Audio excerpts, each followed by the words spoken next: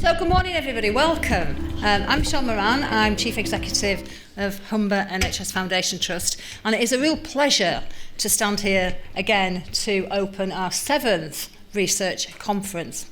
I can't actually believe it's been 7 years, but what a remarkable achievement for everybody to do. And thank you for everybody in the room for your time today, and everybody online. I do believe that it is a truly international conference this year. We've got people from all over the world joining us, so that's fantastic, and I hope everybody online can hear us, and there'll be plenty of opportunity for people online to interact with us as well. Thank you for everybody that's done the stands as well. It's great. I'll have another look at them when I go out at the plenary sessions and the coffee breaks. I also, for those of you who don't know me, I actually chair the Clinical Research Network in Yorkshire and Humber from a research point of view. So research is really dear to my heart. I'm a nurse, midwife and health visitor, and one of the things I've always prided myself in is research being for everybody and is making research accessible to everybody. And I'm hoping that's what the organisation demonstrates. There's so many people to thank, which I'm not going to do because we'll save that to the end, but I do want to personally thank Catherine and the team for everybody that's been involved in getting us today in this room, because I know the phenomenal amount of work that goes on. And what is really, really telling is these tickets are better and harder to get than Taylor Swift's tickets in person. So well done everybody that has managed to get a ticket, and actually come without a ticket, that's even better. But no, seriously, they absolutely fly off the shelves, so thank you for that. So as I say, we've got over 400 delegates, either in person or online. And it's a hybrid meeting because of that very reason, because we do have such a great uptake and people wanting to access the research. And we want to make it accessible. I've just said we want to make research accessible, so hence the hybrid. So there will be pictures being taken. If you don't want to have your picture taken, please let us know. But we do want you to tweet. I'm not sure if we've got the tweet up. Yes, we have at the bottom. Sorry, formerly known as Twitter. It's now X. Can't get my head around that. I'm sorry.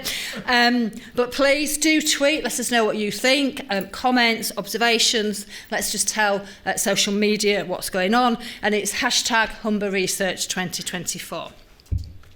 There is no fire drill today. Let me get the housekeeping out of the way for those people here with us today. So if the alarm does sound, then we make our way through this door, out into the reception area, where we have got the inventory of people that signed in. So if you haven't signed in, please do so. We've obviously got toilets out through the front door, or this is where my air hostess, or out through there. They're at the bottom corner, and they're also in the reception area when you came in. Refreshments will be served throughout the day, but please at home, I'm sure that you'll be making sure that you have some breaks from the screen as well. So we're here to celebrate research and everything that is research. It's a vital role in what we do, and I'm strongly an advocate of how we take research and the evidence and put it into practice, be that either through procurement, commissioning or general practice, and we'll see a lot of that today. Thank you to everybody that's participated in our research over the last 12 months, the patients, the volunteers, the staff, for being part of our research programmes, because we couldn't do the work that we do without our participants. And we celebrate contributions both locally, regionally and nationally, which is really important, that triangulation as well. But we also celebrate our collaborations with experts, commercial, again both locally, regionally and internationally. And as I say, I think more importantly for me, we celebrate how important research is as an organisation and a trust, and it's great to see a lot of our board members here today, which shows just the commitment that we have as an organisation and a board to research. It is a core element of what we do and how we do it, which is really important. And also for me, one of the things we always say is that service users are at the very heart of what we do as an organisation, and they are. And part of that is to say how we can facilitate and improve and develop our practice, and research enables us to do that. So I've thanked everybody. I do want us to celebrate. I do want you to Twitter. We've got some fantastic speakers, which I'm not going to go through. You've got the biographies in the pack, but we've got 2 fantastic chairs to the session. This morning chair is our own chair, the Right Honourable Caroline Flint, who I'll welcome in a minute, and our medical director, Dr. Kwame Fofi. We've got some fantastic speakers. I'm sure we'll have some fantastic interactions and questions, both from the floor and online. So please, online, get the questions in. So please enjoy the session. Let us have your feedback. Do participate. Thank you very much. And I'll now introduce our chair for the morning session, our chair of the organisation, the Right Honourable Caroline Flint.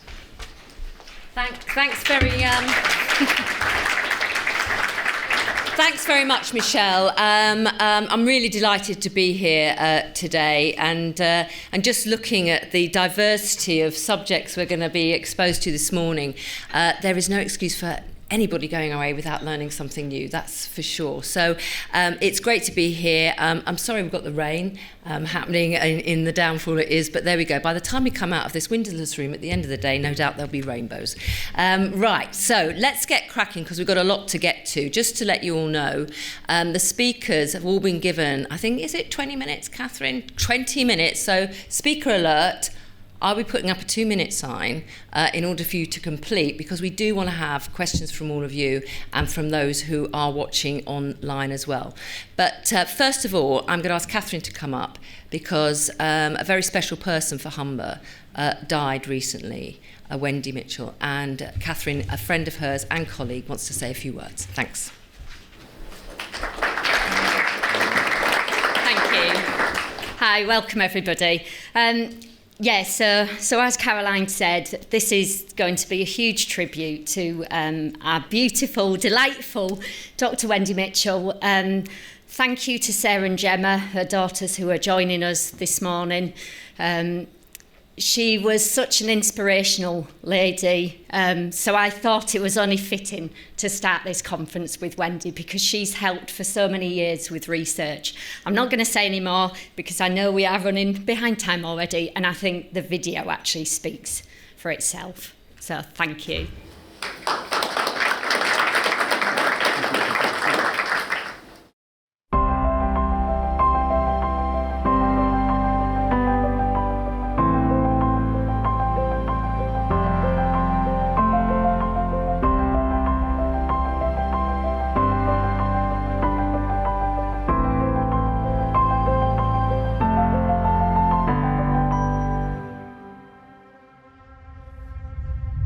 Wendy Mitchell, whose journey battling young onset dementia has been an inspiration to so many, sadly passed away on the 22nd of February 2024, aged 68 years young.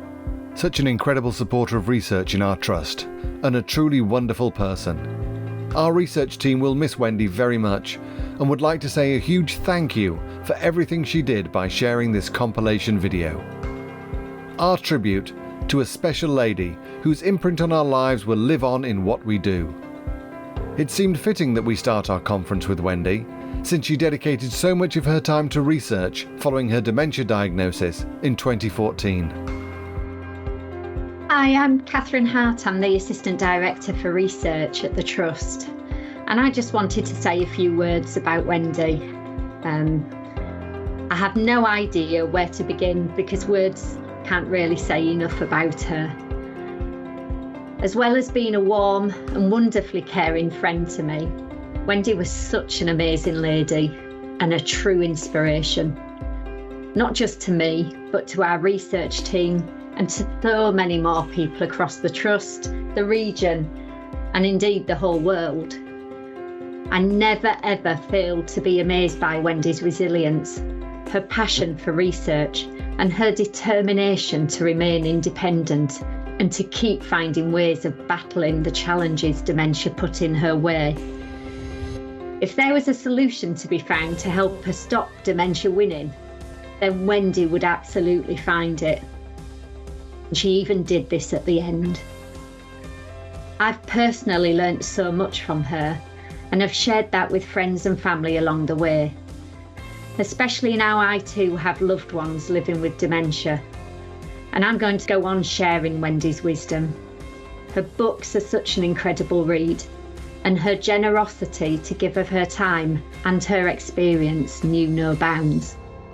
Everyone needs a Wendy in their life, and I was so incredibly lucky and honoured to have Wendy in mine.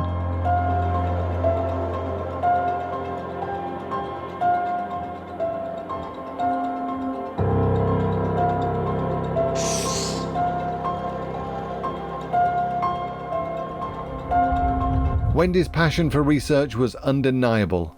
She was a true research champion and the face of a national campaign. My name's Wendy Mitchell, and I was diagnosed with young onset dementia on July the 31st, 2014.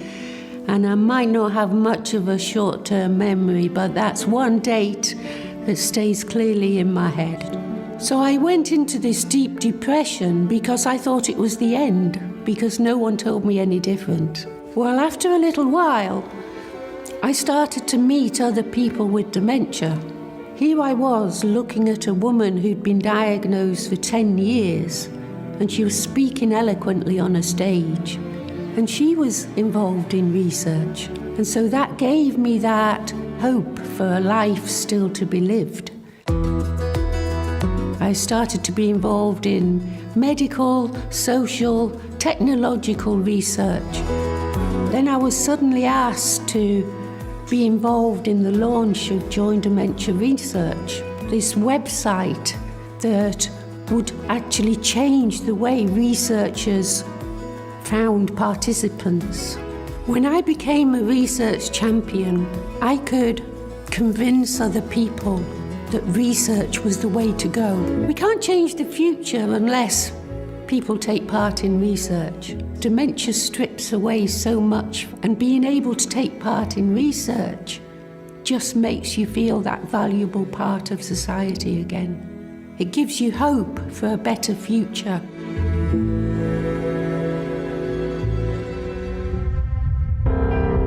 Wendy's enthusiasm, humour and willingness to share her experiences have helped so many people, and here's what a few of them wanted to say.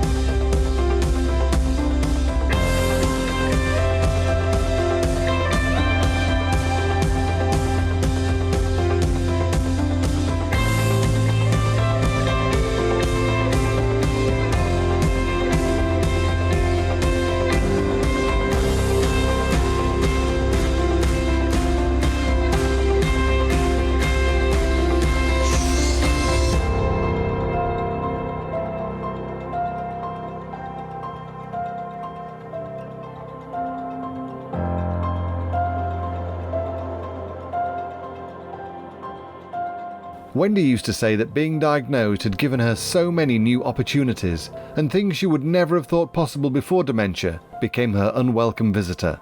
Always a glass half full person. Here's just a few of those things. In July 2019, Wendy became a doctor, first from the University of Hull, and then a week later her second honorary doctorate, awarded by the University of Bradford. She had her first book published in 2018, a Sunday Times bestseller no less. And then two more. Wendy became a familiar face and voice in the media.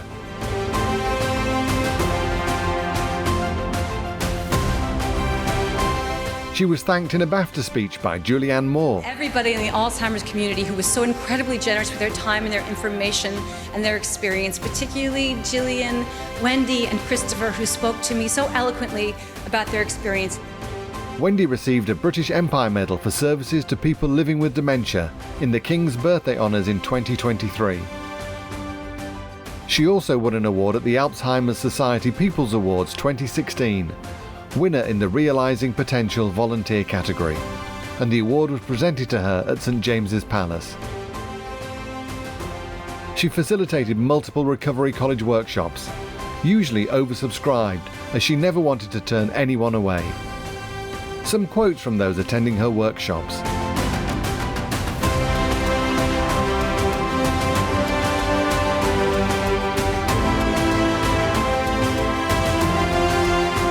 Wendy did some really extraordinary things to raise money for dementia charities. One last thing from Wendy.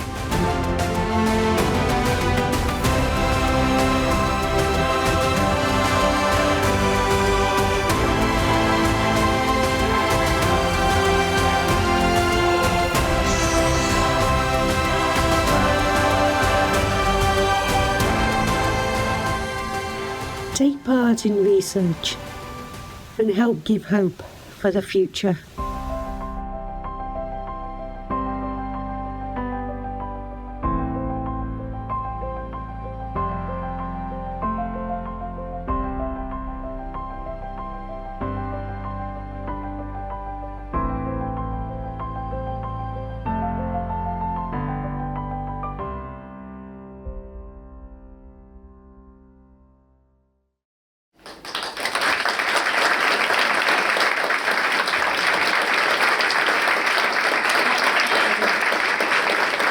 What an incredible woman who dealt with her dementia and her passing on her own terms.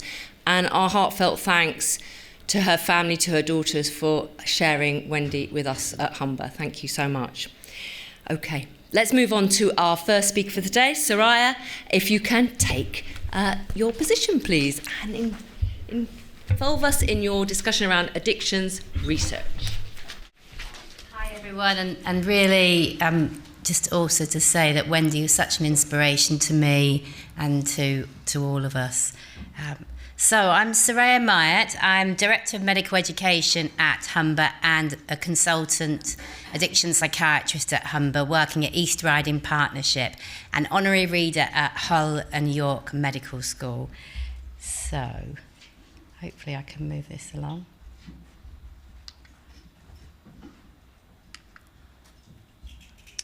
So I'm going to be talking about addictions research, and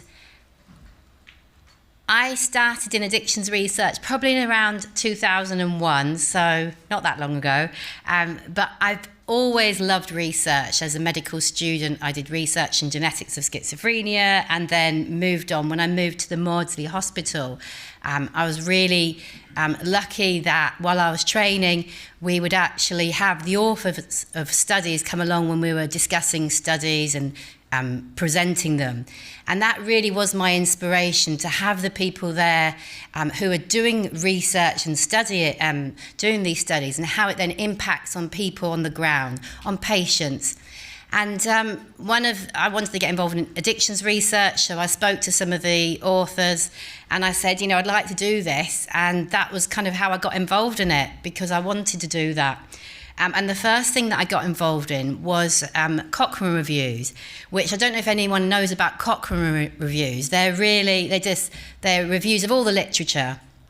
And it was a real baptism of fire for me. Never done a systematic review. I'd never done any of this stuff. And I'm now doing a systematic review of randomized controlled trials and looking at the literature. So the first thing I did started, I think, in 2001, and we published it quite a few years later, in 2003, but that was psychosocial treatment for opioid abuse and dependence.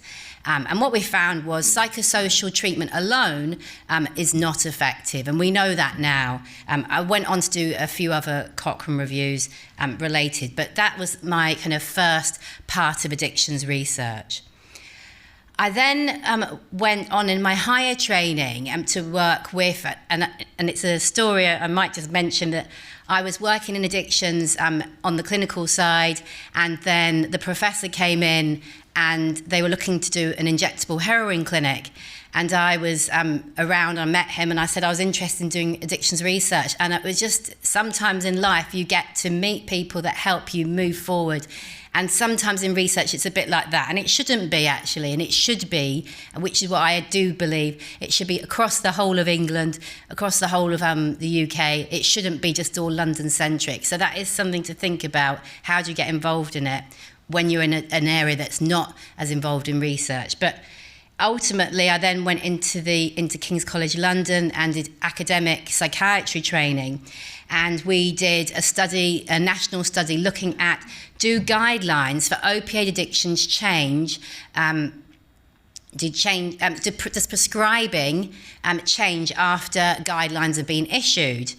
So methadone and buprenorphine prescribing for people with opioid dependence, did it change? And what we found when we did a national survey is that guidelines improve prescribing. So that's good, because we know we provide guidelines to people. Do things change? The guidelines are based on evidence, so that's important. So that improved prescribing.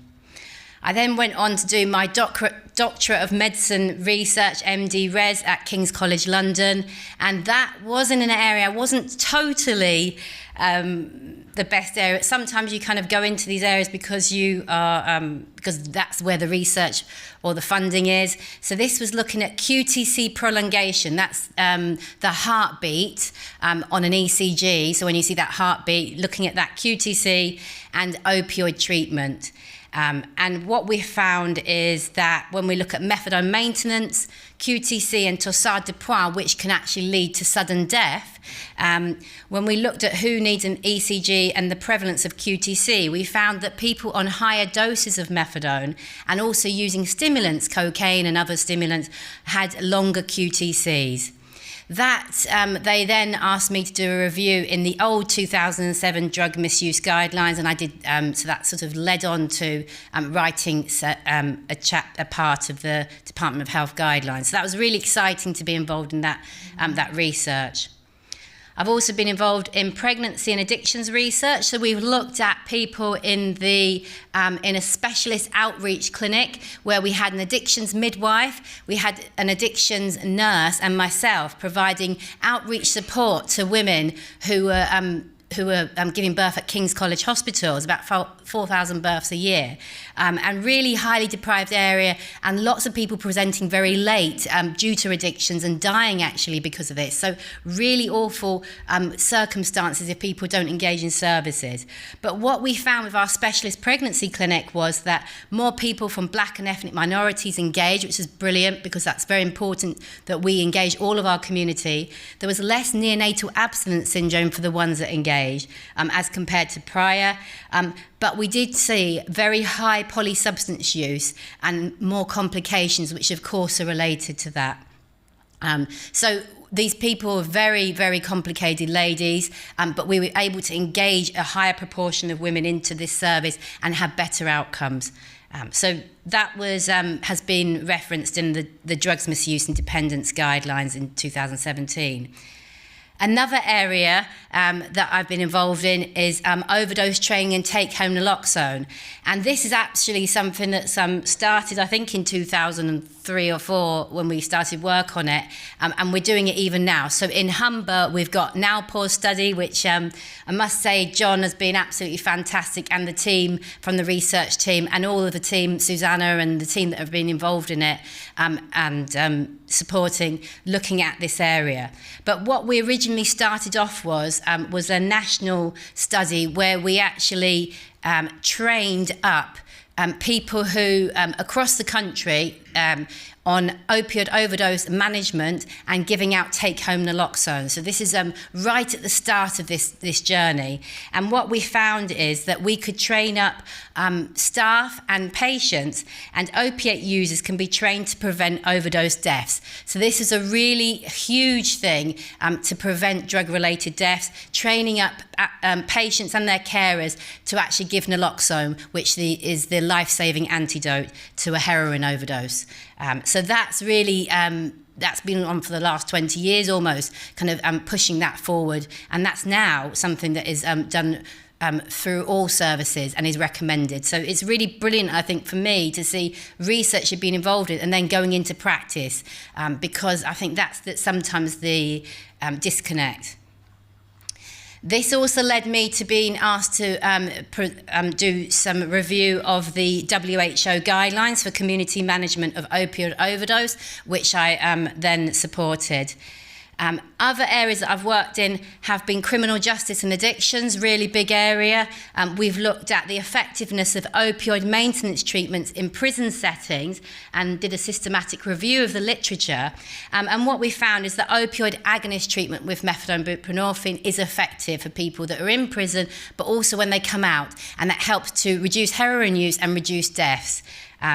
We looked at some other areas, aftercare, but that needs more research. So sometimes you don't always find what you're kind of looking for, and other times you need to know that there's more to be found, more research needs to be done. And there's always more research because there's always questions, and I think that's the beauty of being involved in research as either a participant or someone that's actually supporting research across the trust or wherever it is, because actually it makes you think, oh, what might actually help? What might be better for people? What's actually going to help outcomes? What's going to help me if I'm a participant, a patient? What's going to help people overall? So research really does change lives and make things can improve.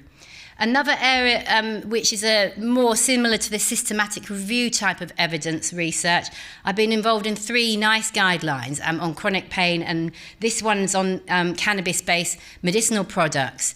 This was published in the BMJ, and it looked at what treatments might be effective using this cannabis treatment, which is something that might be something controversial, perhaps. And what we found is that there is evidence base in certain conditions, but actually we do need a lot more research to find out if this is useful in other conditions. And in some conditions there wasn't enough research. So chronic pain, there wasn't enough research to support it, although I know personally that a lot of patients that I see are using cannabis products for pain.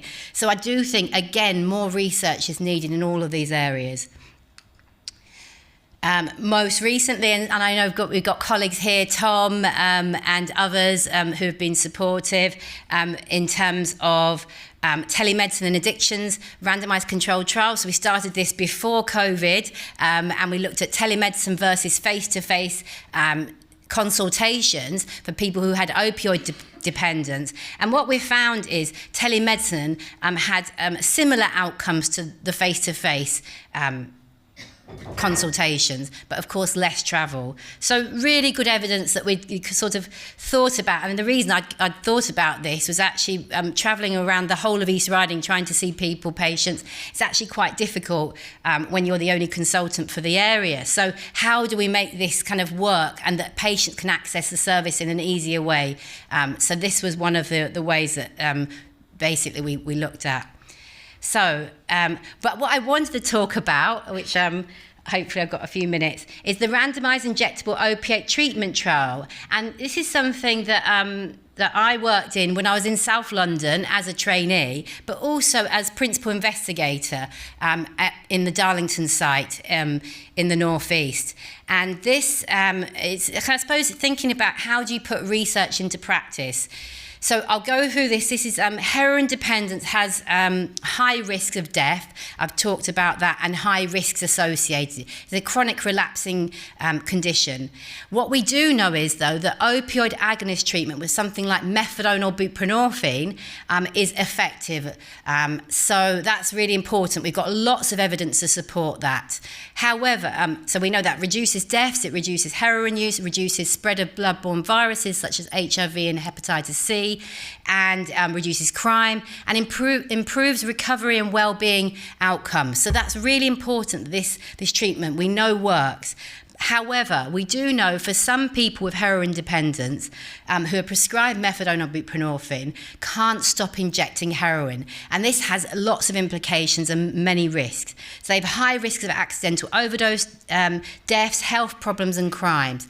So why I was involved in a study to compare the effectiveness of supervised injectable heroin versus supervised injectable methadone versus optimized oral methadone.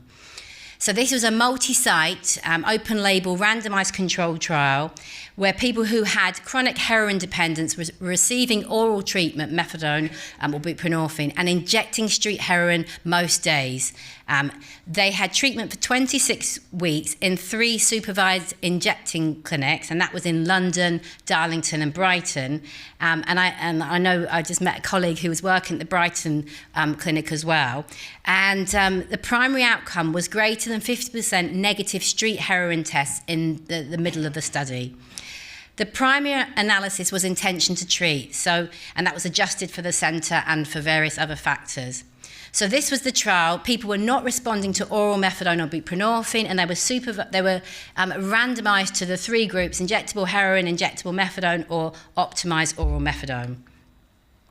So I won't go too much in detail on the 3 treatments, but the optimised oral methadone was an optimised dose, normally up to about 80 milligrams, along with psychosocial interventions. The supervised injectable heroin were doses up to about 300 to 600 milligrams per day, and normally 2 doses per day. And they would also get a third additional dose, which is oral methadone, to then cover the evening, again with psychosocial interventions. And the supervised injectable methadone was done up to about 200 milligrams per day. So it's a lot, it could have been. 1 injected dose per day, and again, psychosocial interventions. So all doses in the supervised injectable clinic were self-administered under supervision at the clinic. No takeaway doses of medication, no heroin taken away, injectable methadone taken away. And the clinics were open 365 days a week, so a year. So it was a huge feat to set these up from scratch and then to actually do this safely. And patients generally attended twice a day if they were receiving heroin, or once a day if they were getting injectable methadone. And they would go once a day for the oral methadone. So this is just wonderful teams that I've worked with in research, and this is our clinic. And just us having a bit of a meeting. So the injecting room was something like this. People would come in, there might be 1 or 2 people coming in at the same time, and then they would kind of sit in that chair and get ready to inject. And it was either injecting into the vein or into the muscle. It tended to be the muscle in the future, as people couldn't get veins. So the staff it was a very much, we didn't really have any problems at all in terms of the safety. It was very, very protocol driven and safety driven, and supporting the patient with their recovery goals.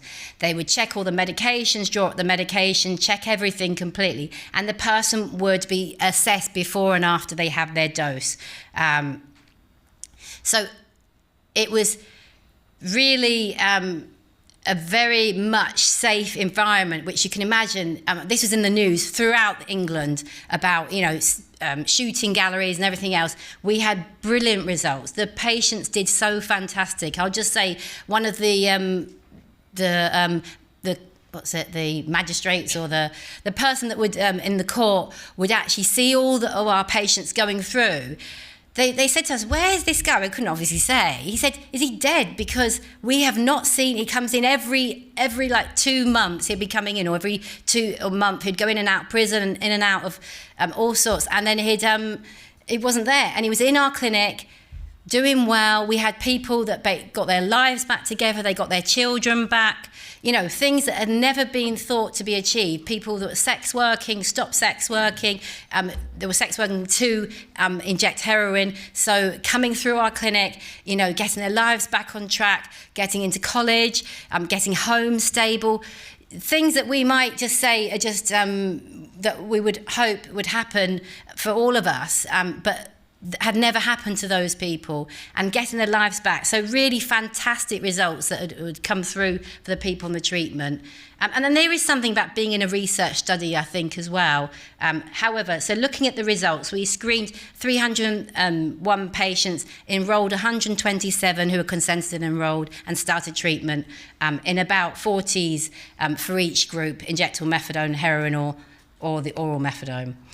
The results you can see, the people on, and I don't know if I can show you, but the ones that are on injectable, these are the people, the daily doses. So you can see they're quite high doses, around 100 milligrams of methadone. Most people are above that dose. In terms of the follow-up, we followed up, they were followed up for 26 weeks.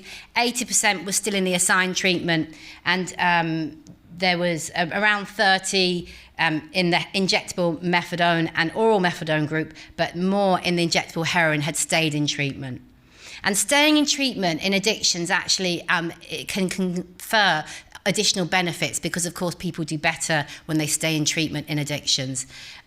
So the rates of retention in treatment, you can see, and I'll just show you. The one that's on the top is the injectable heroin group. That's the blue top line. So you can see more people stayed in treatment, injectable heroin as compared to injectable methadone, which is the one below, and oral methadone is lower. So in terms of the findings, and I've got 2 minutes, we have the primary outcome of the negative street drug test, and we found that injectable heroin significantly was more effective at ensuring that people had negative street heroin, so they weren't using heroin, for instance, as compared to oral methadone. And the number needed to treat was 2.17. So that was the main finding. And this graph shows that. So people who had done better are the people who are going higher up on the proportion of patients. And so you can see the light blue line at the top is the injectable heroin, and you can see quite a big difference between the blue line and the red line and the green line. So the blue line shows that they're doing better, then more people aren't using heroin. So the interpretation is that supervised injectable heroin significantly reduces street heroin injecting use compared to supervised injectable methadone or oral methadone. And they said that the UK government should consider a rollout to support that for people who are unresponsive. So there's a small group of people who are unresponsive to treatment that are still injecting. So that got disseminated, it got published in The Lancet, after that, there was a Cochrane review, actually, that added this RCT, and it was then published to say that actually it should be a second-line treatment to improve outcomes. It went to national tender in England, and we actually won one of the sites to do this as a clinical service now, so research direct into clinical service, and we did that in Seaham in North East England. The further results and positive outcomes from the study have been published, and that was then all that evidence was put into the European Monitoring Centre for Drugs and Drug Addiction, which was published, and it's also been put into the research has been put into the Drugs Misuse and Dependence 2017 guidelines in the UK. And more recently, they have published injectable opioid treatment, clinical and operational elements. So all of this really was a whistle-stop tour of the research I've been involved in, but you can see how actually being involved in research can actually change people's lives, and yourself, if you're part of research. I think my dad's involved in research for his heart and all sorts, and and also us, whether we're patients or if we're actually supporting research or leading your service to actually engage in research. Everybody that's been involved in the research trials that I've been involved in, the patients, the carers, the staff, they've all loved it. Everyone's come back and said, this has actually enhanced my work, or if I'm a patient, it makes me feel that I'm actually part of something, making a big change. So that's me. Thank you, everyone, and I appreciate you listening. We've got a roving mic with us today. If you could just hold, David, hello. Just wait for the mic to come to you, that's great. So get your steps in. Thank you. Thanks, Ryan. That was absolutely fantastic. I spent a little bit of time working up in Darlington as well recently, so it's great to see this research going on up there. You touched on some of the social outcomes that the research achieved, and I'm just wondering whether they were part of the planned outcomes for the research and where that's gone to, because the things like kind of getting people out of criminal justice system, getting people back in employment, getting relationships sorted out, that's the stuff that we're talking about a lot right now, and it's the sort of stuff that policymakers are really interested in right now. I'm just wondering kind of was that part of the plan, and where's that gone to? Yeah, so in terms of the randomised controlled trial, the primary outcome was looking at heroin use, but there were secondary outcomes which included a lot of other areas. And not only that, so other areas, social, like home situation, crime situation, kind of family, that was all looked at as well. So whilst you can't power the actual research study for all of those things, so they looked at the heroin and a few other things specifically, they still have reported, so we've reported after that on more outcomes, and like I've mentioned, and as you've said, that's actually so important, because for the person, that is their recovery, that's their change, that's getting their life back. You might go to this clinic every day, but actually the rest of what goes on in the rest of the background is just so much more important to that person. So that's been published, and that's but you're absolutely right. And I think I suppose as researchers, we should say, why is it only just heroin as the primary outcome? We need to also look at these other factors as being primary outcomes, so to power the studies, so they actually look at that as well in more detail. But yeah, it has been looked at. I've got time for one more question. Kwame, that's cheating. You're here with her all the time. Anyway, go on, Kwame. Okay. You know, I can't help but to think that that's a very, very important research. What happened to the patients once the research was finished? And was there a way to wean them off this medication? Yeah, this was actually a very difficult, I will say that was the hard bit. This was a research funded for about, we started in 2006, and then the actual clinics ended, I think, 2012, around about. So people were in a 6-month study originally. That's what they'd been. That's what they signed up for. But everyone that was doing well was able to stay in the heroin clinic, and people who in the other arms were able to join that clinic if they weren't doing well. So people were in the study or in that research clinic for a long time, and then the funding did end for the research, and it was quite a big task to support the patients to come off the injectables. They were doing way better though. I think this is the issue, that they were doing so much better and the patients weren't that happy. However, we worked with everyone and we managed to get everyone off the injectables onto oral methadone, high doses actually, but staying able to stay and do well, because they'd had all that period of time of recovery where they'd actually got things back on track, they got their lives going. So it's what we're saying. It's not the only treatment. It's not a lifelong treatment. It's a treatment to get people back on track, get their lives back on track, get everything back in order, to then move off that, to then get back into other regular treatments. So it was never seen as a long-term option. But that was what happened. And then we started another clinic, and then the Department of Health pulled that one. But I left and I came here in 2014. So I was very sad to leave that clinic, actually, the one that we got funded from the Department of Health. So, yeah, it's hard, isn't it, with research? You kind of have these interventions, these great treatments that we then see are working. But then when the funding goes, what do you do next? So that's when you have to then keep going to the government and saying, you've got to fund this for these people that need it. You have to be the policymakers. You have to be the ones that have to go and make changes. And that's what I love about research and the beauty of addictions, is that we have that gift to actually go to MPs and the Prime Minister and say, actually, this treatment works. We've got the research to back it. You need to look at how you can actually support that. Thank you very much, Soraya. Give your hands together for Soraya. Thank you. Brilliant. Thanks for kicking us off this morning. And I'd like to ask Hannah up, who's going to take on the next subject today, which is about nature-based interventions for children's mental health and well-being. Hannah. Good morning, everybody. My name's Hannah, and I'm a clinical research psychologist working in our Trust's Research and Development Department.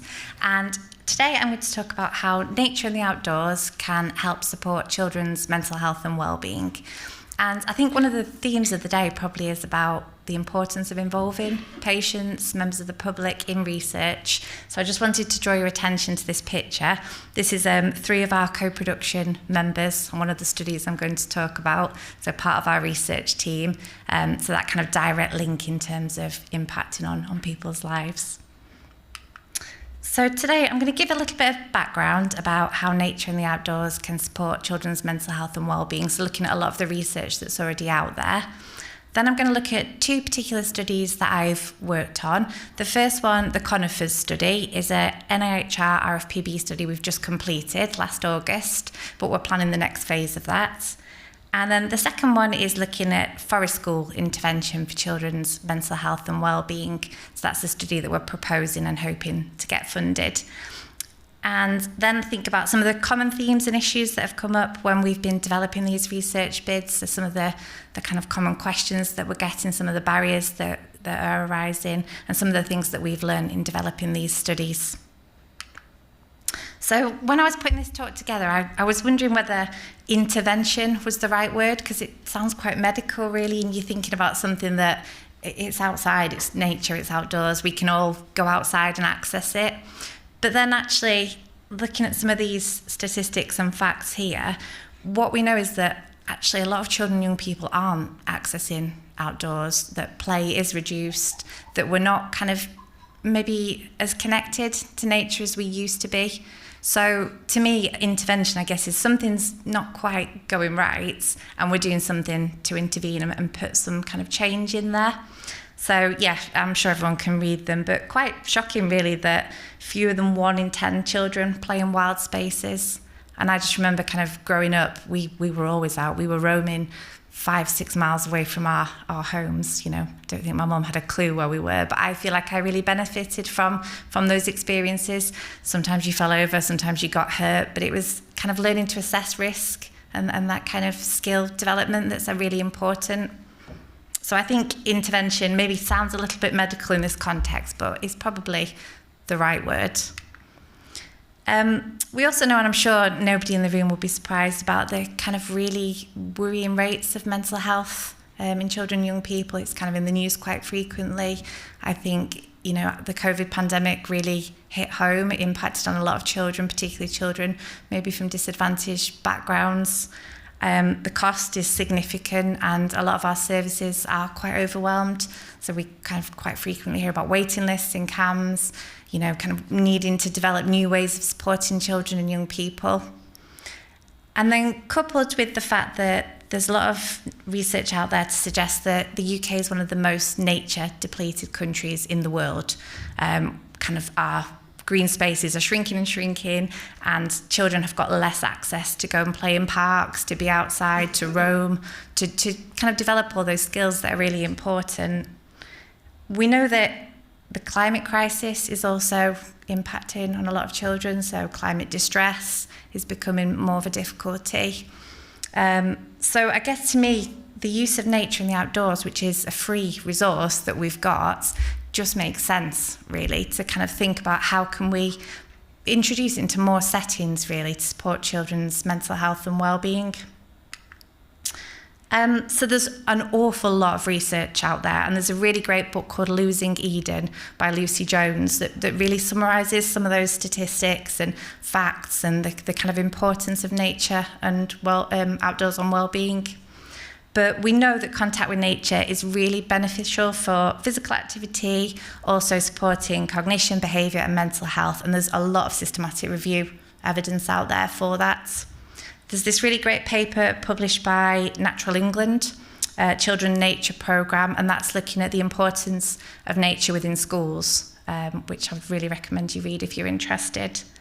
And then there's also a lot of research at the University of Derby looking at this particular concept called nature connectedness. So we know it's not necessarily just being outside that confers the benefits of nature and the outdoors. It's actually actively connecting with nature. And they've come up with these kind of 5 pathways to nature connection. So interacting through the senses, so touching, exploring things, which children obviously love to do, pick up things they shouldn't be doing. Beauty, so experiencing the kind of awe and wonder of nature and the outdoors. Emotion, so yeah, forming that actual attachment with it and thinking about how you're feeling when you're outdoors. Meaning, so sharing events, kind of, I think the recent thing with the Aurora that a lot of people witnessed, I unfortunately didn't, fast asleep.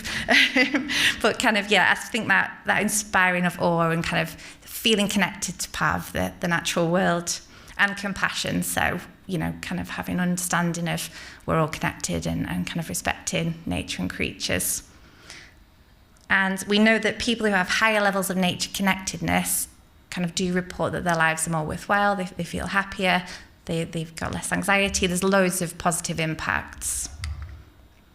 So with that in mind, I'm going to talk about the first study. So this is a NIHR RFPB study, Research for Patient Benefits, study that we completed last August and we're now planning the next phase of, called Conifers.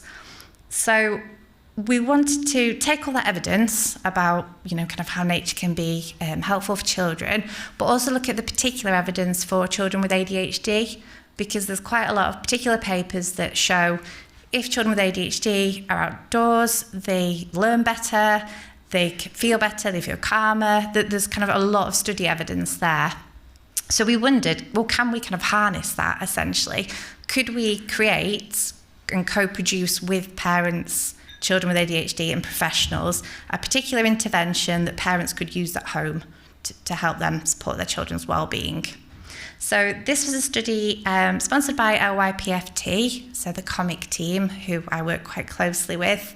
I co-led this with a colleague at the University of York, and then we had the Yorkshire Wildlife Trust and ADHD Foundation involved. And what we wanted to do was get a group of co-producers together, so the children that you can see in the pictures, professionals, and also parents, to think about what are the most important things about ADHD, what's difficult, what are the strengths attached to it, and how nature could support in developing skills and improving well-being. So I'm just going to quickly go through this. We've actually got a poster outside. It's a big A0 poster, you can't miss it, that explains the whole study. But we basically used the double diamond model to co-produce this intervention. So we had a number of workshops where we built up this interventional box. And the idea is that children engage in 10 minutes of outdoor activity per day, because we know 10 minutes is kind of a really key part. If they want to engage in more, that's great, but we realise people are busy. But try and get out and do a particular activity that fits in with that nature connectedness kind of ideology, and then basically just see what the effects are. So we developed the intervention across periods 1, 2, discover and define.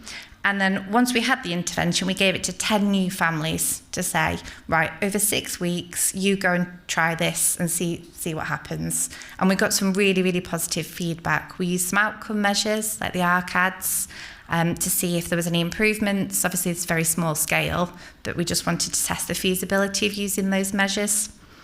And then at the end of it, we kind of had this box, basically. So this is the intervention design.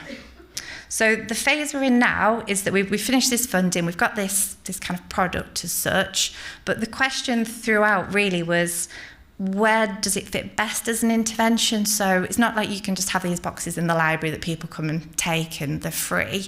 We felt that actually what parents were telling us is they felt quite underconfident sometimes about letting their children out and exploring because they were worried about risk. And actually the children were quite happy just to charge off and play in the woods, but parents were a little worried about purpose, so they wanted a reason for maybe going outside, some activities for them to feel comfortable as well as their children. So we did a lot of exploration in the period between August and now, thinking about, could this fit in social prescribing services? So could it be an intervention that's hosted in a social prescription service and supported parents that way? Could it be an NHS CAM services? Could it be charity hosted? And what we decided was actually it fits quite nicely in CAM services. So there's an awful lot of children waiting post-diagnosis for medication, for other forms of support. And what parents are saying is they feel like they're not getting anything. They feel a little bit adrift or relying on kind of charity support. So our plan really is to basically see, is it feasible and acceptable to children with ADHD, their families and CAMHS professionals to deliver this intervention in CAMHS services? So that's the next phase essentially. So hopefully in our trust and in Navigo, that's something we're going to get funding to do, to put the intervention into the CAMHS service. It's very light touch, so it's kind of an introductory psychoeducational session explaining why, what it is, all the elements, and then a check-in call every week with parents to see, is it going to plan? Is it, are there any problems? What can we help you with? And that's over a 6-week period. So that's the plan with that. Like I said, there is a poster out there on the first study if anyone's interested, or please ask any questions. So that, I guess, is more of a targeted intervention, looking at a particular group of children, thinking about particular things that we could maybe support with. A kind of more universal, I guess, intervention is forest schools. I'm sure lots of people in the room, as kids go to forest schools, they happen at school holidays. Some schools host them themselves, so they have teachers trained in forest school intervention. And it provides children, with this really lovely immersive experience in nature. So there's kind of core areas of skill development that children take part in. And it's all about child-led activity and exploration. I really like this slide just because it's so fun and colourful. So we know forest schools come from this really rich history in the Scandinavian countries where they just have a lot more connection with nature. I think they have this kind of, I'm not going to attempt to pronounce it, frusliv, like free air life. And it's all about, being outside, engaging. Children spend a lot more time in kind of forest kindergartens and that kind of thing. So that's what some of these other terms are. And it's definitely in England. We have forest schools, and there's a lot of evidence maybe about the educational impacts of forest school, but more for younger children. Actually, as soon as children kind of come a little bit like later in primary school, it's less frequently used, I think. So the Key Stage 2 children maybe don't get it as frequently. But we do know there's little bits of evidence, normally case study evidence or small studies, suggesting forest school could have a really positive impact on children's mental health and well-being. We also know that maybe in some more urban schools where there is increased deprivation, possibly this isn't happening. So what we want to do is essentially, go and kind of do a feasibility randomised control trial to see, can we study forest school? Is it kind of leading to benefits for children's mental health and well-being? And if so, how great would it be really to know that you've got something that could be rolled out quite easily and quite readily for children? So again, there's quite a lot of background to that I'd like to discuss, but given the time, I just wanted to touch on the patient and public involvement work that we've done, because I'm sure if people in the kind of audience have developed grant applications, it's a long process. It's not just a case of just writing the thing. It's coming up with the idea, looking at all the literature, but then actually going to the people that you're hoping this will impact on and say, is this a good idea or is this just not of interest? So we've done an awful lot of work speaking to forest school professionals, speaking to teachers, speaking to parents, speaking to children and young people to say, what do you think of forest schools? What have you noticed? And actually, the anecdotal evidence is kind of really strong. So a lot of our forest school professionals are saying, I could write you 1,001 case studies where I've seen really positive impacts on emotional and social skills in children and young people. But perhaps the evidence quite isn't there at that moment. It is more kind of case study, small scale studies. So for this study, we've got 2 PPI leads as co-applicants, which we thought was really important. We've got a teacher from Kingsmill Special School, Marnie, who's absolutely fantastic, who's really supported in the development of this grant. And we've also got a parent, Angela Kingston, who lives locally and is really involved in kind of a lot of SEND work and charity work. Within our trust, I think we're building up a really fantastic network of kind of participation and engagement. So we've got the Humber Youth Recovery College recently set up, and we've also got a youth engagement lead who's been absolutely fantastic in supporting us contacting schools and reaching out to people to see, kind of is this a great idea? What could we do to develop it further? There's also a really wonderful charity, community interest company in Hull called Rewilding Youth. And these two pictures are of their outdoor pizza oven and roundhouse. And if we're successful in this grant funding, that's where we're going to hold our public engagement sessions. So we're going to invite 10 to 15 young people and their parents and hold our PPI sessions there so that they can support us with the development of this study, making sure all the materials are accessible, that kind of thing. And we did a lot of engagement. So initial engagement with 16 schools at stage 1 of this bid process, and lots of children and young people activities about kind of what are the essential ingredients for Forest School, kind of what do they think is important, what does it impact on for them. And then lots of follow-up workshops with Rewilding Youth, because they have a lot of connections with young people's groups, to think about if we did get this study and we did run some PPI groups, what would the young people think is important? Would they come to after-school sessions? Pizza was mentioned as a key factor. Being given vouchers and rewarded for the time also came out as really important. So that just helped us refine our kind of plan. So just in finishing, really, I think learning points, I guess, in bid development, but just generally when thinking about this area, a lot of the questions we get back from reviewers or that people ask is kind of around accessibility, I think is massive with green space. And I was quite surprised on Conifers how much it was the parents saying they felt quite uncomfortable and unsure and underconfident about using green space particularly. And what do you mean by green space? Do we need to drive to a national park? And it can be smaller pieces of greenery.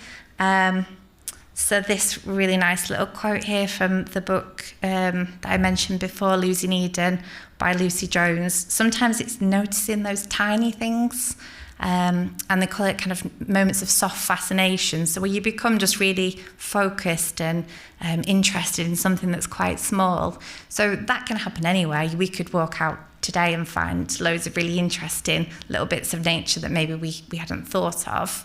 So I guess it's making it accessible for people. It's saying you don't have to drive out to a big national park. It could just be 10 minutes in the back garden, on a balcony, growing something, planting something.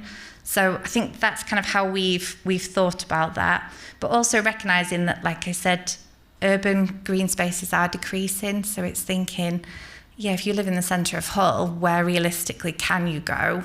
Do you feel comfortable going there? Is it safe? And how to overcome some of those barriers. So how much is needed? And that was the same for the Forest School application. So thinking about what about these more Victorian schools with quite concrete yards? Can they do a forest school? So we went back to our forest school leaders, parents, teachers, and thought, well, yes, you can. All you need is a patch of grass and some resources, and you can run a really nice session. Weather-related issues always comes up, and I think what we've found is that children don't care by and large. It's the parents and teachers that have a problem with the weather.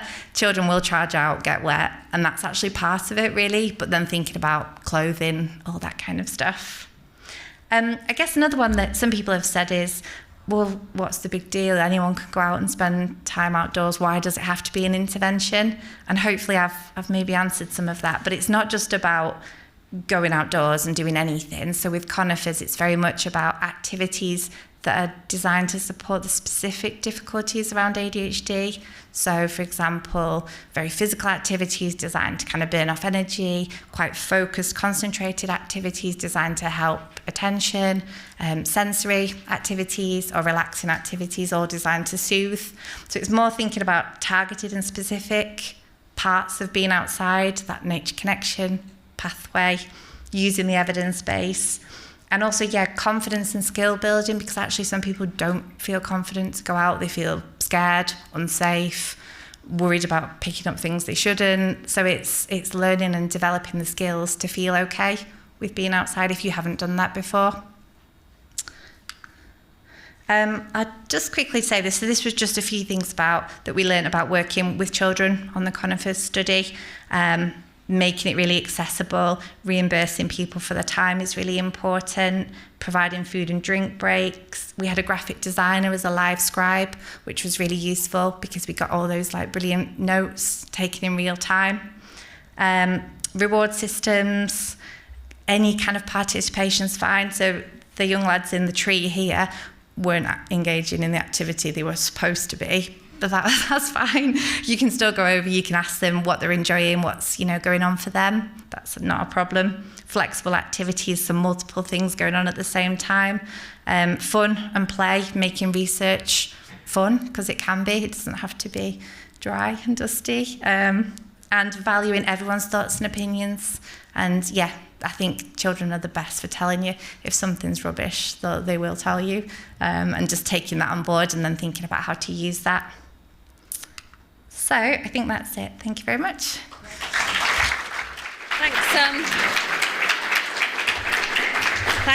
Thanks, Hannah. Like you, my child was being given a jam sandwich in the holidays and a bottle of pop and going off with children of multiple ages, actually. That was the other thing. It was, older children looking after younger children as well.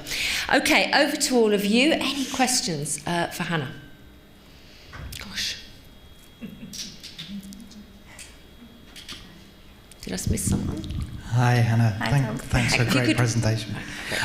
Tom Phillips from University of Hull. Hannah, really complicated intervention when you begin to think about it. Mm-hmm. Lots of things going on, toolkits, promoting activities amongst parents, teachers, etc. Mm-hmm. To what extent you're going to look at the active ingredients, those bits that really matter, and make it work? Yeah, so definitely for both studies, but for the Forest School one, like you said, it's a very complex intervention. And actually, even when we thought just defining what do you mean by a Forest School, what are the key ingredients, it was difficult and took a lot of PPI work. There is known definitions out there. But yeah, as part of that, we'll be doing a process evaluation, observations, and really trying to unpick what are the bits that are working in that intervention. But yeah, any research looking at nature and the outdoors gets very complex in terms of why does it work, who does it work for, etc. Yeah, that's a good point. Thanks, Tom. Anybody else? If you could stick your hand up in the air for me. Yes, at the front here. If you just wait for the microphone, thank you.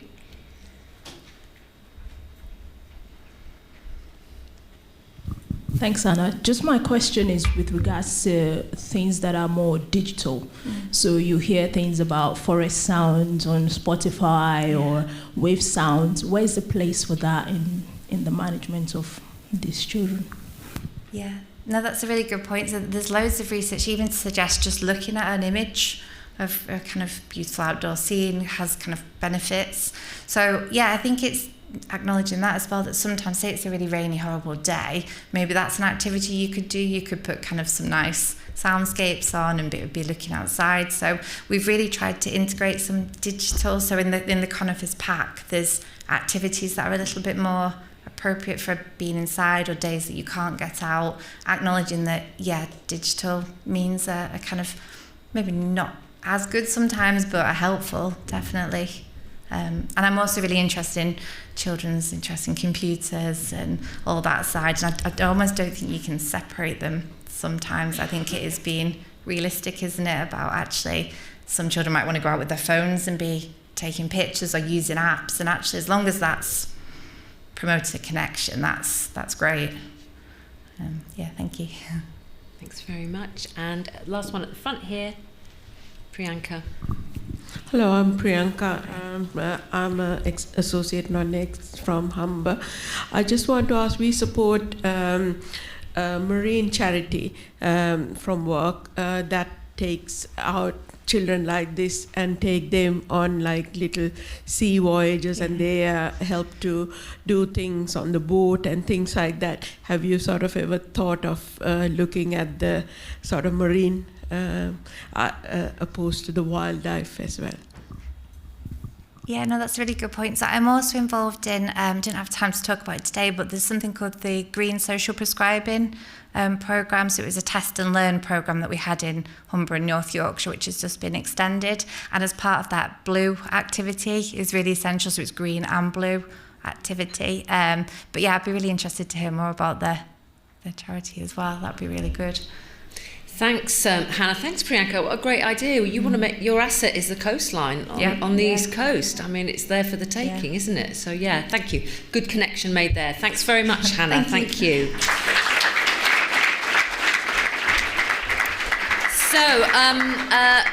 We've had both our speakers talk about participants this morning and how important that is, and I'm really delighted to invite our colleague Lisa Davies to come up, and who has taken part as a clinical trial participant, and tell her a bit about her story within that. Lisa. Hi everyone, my name's Lisa Davis and I am Head of Legal Services and Information Governance at the Trust. You'll be pleased to know I'm not here to talk to you today about information governance or the legalities of clinical research.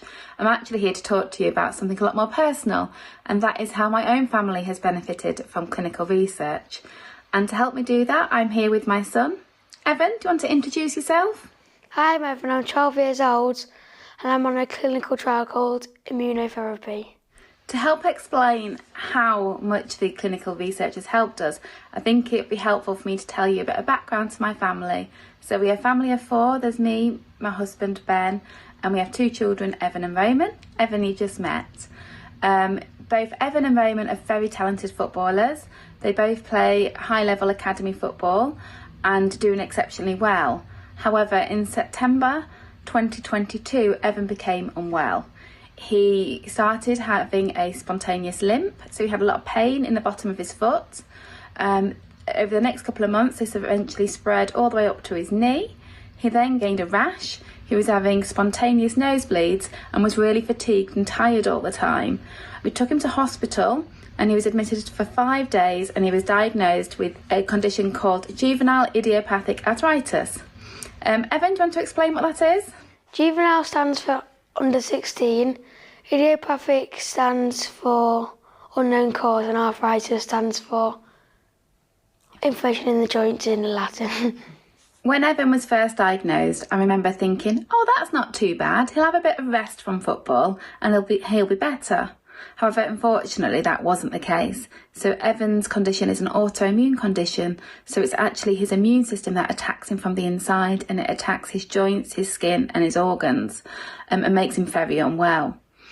In response to this, Evan was placed on a treatment path which involved methotrexate. Methotrexate is a powerful immunosuppressant drug, and it's also a chemotherapy agent. So it lowers Evan's immune system to help prevent it attacking himself. The downside of that is that Evan is now immunocompromised and gets every infection going. However, sadly, despite being on this powerful immunosuppressant, Evan's disease was still spreading. So what started off in the foot and the knee had then spread to nearly every single joint in his body. It spread all the way up to his jaw. Evan had joint injections under general anaesthetic to help alleviate some of the pain. However, despite this, it was still spreading. So Evan went from playing football 4 days a week to then being unable to walk down the stairs. He couldn't bend down, he couldn't get out of bed himself. We had to tie his shoes. Evan lost his whole independence and became registered disabled. It was devastating. Devastating for a child that had been so active to then being unable to move 100 metres on his own. He wasn't able to walk unaided. He used crutches, a surgical boot, and at times a wheelchair. It was just awful. Evan was so sad. He had to have psychological support to help him deal with coming to terms with his illness. It was just a truly awful time. And the questions we used to get is, why me, mummy? It's not fair. I mean, and there's nothing you can answer. It really isn't fair. So when all hope was lost, we then met the rheumatology team at Sheffield Children's Hospital. Over the next few months, Evan continued with his treatment. He continued to take the methotrexate, and he was also prescribed high-dose steroids. These also caused problems. It made him emotional, and it also made his weight balloon so that he became unrecognisable. For any little boy at primary school, this is not what they want. He was very unhappy, and he just wanted his old life back. But unfortunately, he wasn't responding well to the conventional treatments. Then, when all hope was lost, we were given a glimmer of hope from the rheumatology team. They said that they thought Evan would be a good candidate for a clinical trial. It was a biological immunotherapy that is currently licensed for adults but has never been used on children before. Evan was invited by the drug manufacturer to take part in the clinical trial. It's a worldwide clinical trial, and he would be position number 82. As a parent, it is daunting. The thought of your child being on a clinical trial. No one wants their child to be a lab rat. However, we were desperate and we needed hype, and it gave us hype. We discussed it with Evan, and he said he didn't like the way he was living. If this was an opportunity and a potential for him to gain a glimmer of his old life, he wanted to try the clinical trial. So as parents, we supported him with that decision, and we signed up to go on a clinical trial for biological immunotherapy. As part of the clinical trial, Evan is injected every 4 weeks with biological immunotherapy.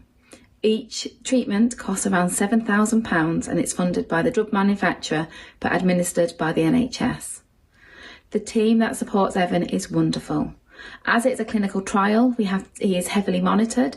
He has lots of bloods taken. He has all his joints assessed, and he also has to be monitored after the medication is administered in case there are any adverse side effects. We are now nearly a year into that clinical trial, and I'm pleased to say he's had no adverse side effects. In fact, after a month, he was able to take himself off the prescription painkillers because he was no longer in pain. After a few months, he was able to walk again unaided. His joints were recovering. And now I am delighted to tell you that nearly a year into the clinical trial, Evan is now in medicated remission. He has no active arthritis anywhere in his body. He is back playing academy football 4 times a week and living his best life. I cannot explain how that feels as a family to have our little boy back and for him to be enjoying his life. And we know that this is only made possible because of the clinical research.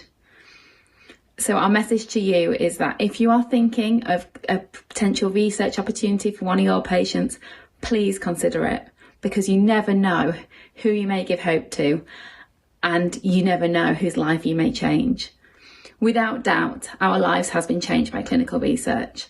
And we thank our lucky stars every day that Evan was selected to go on that clinical trial. And our hope is that the medication that Evan is on is licensed so that other children can also benefit and live their best lives like my son, as I'm acutely aware that there were many children that were diagnosed at the same time as Evan who weren't selected for the clinical trial and actually are really still suffering from the disease. So thank you for listening to our stories. We really appreciate your time. And please, if you take anything away, just consider clinical research. And then finally, you've heard Evan's story being told by me, his mum, but Evan is also the BBC Young Reporter of the Year. And as part of that, he has filmed a very short documentary, which was filmed on Newsround, about his story and the clinical trial. And we'd love to share that with you. Thank you. Hi Newsround, I'm Evan and I love football. I play for a local football team and I train 3 times a week. The feeling of when you're on the pitch, all your worries goes away. I think I also like football. My dad was a professional footballer and that just makes me feel proud to have him as my dad. The downside is I have arthritis, that's what my story's all about. When I normally tell my friends that I have arthritis, they normally say, my nana's got that. But really, kids can get it too, and it's an inflammation in the joints. If you hear GIA, that stands for juvenile idiopathic arthritis. I found out on Christmas Eve last year. Before that, all my knees had swelled up and I had a massive rash across my tummy, so Mum took me to A&E and I stayed there for 5 nights and then they told me the news that I had arthritis. I didn't really know what it meant, but when I did know what it meant, I was a bit sad. I couldn't really walk down the stairs and it was really hurting at that point and I was missing a lot of school. I was also upset because I had to miss a whole 9 months of football and that kind of made my mental health a bit down. I wanted to stay in shape because I was really good at the time. I'd go in the gym and go on exercise bikes. Sometimes I was a bit negative thinking I wouldn't get back, but more of the time I thought just positive and knew I'd get back. And it paid off because I'm playing back now. I take tablets that make me better, but it lowers my immune system, which means I can get sickness bugs a lot easier. But it is a good side as I feel a lot better for my training and the rest of the week. I normally go to a children's hospital, probably about 2 in a month. So I'd have a special injection. The injection would hurt, but I know it's for a good cause. And my mum would normally help me, and my dad and my brother. And lately I've been having a new treatment, and it's part of a clinical trial. Most clinical trials will be quite new, and it's a test before it gets published to the whole world.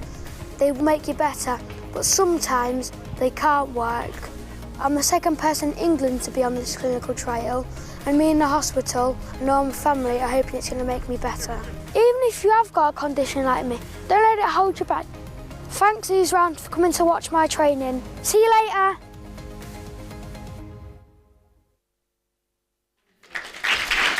Wonderful. Well done.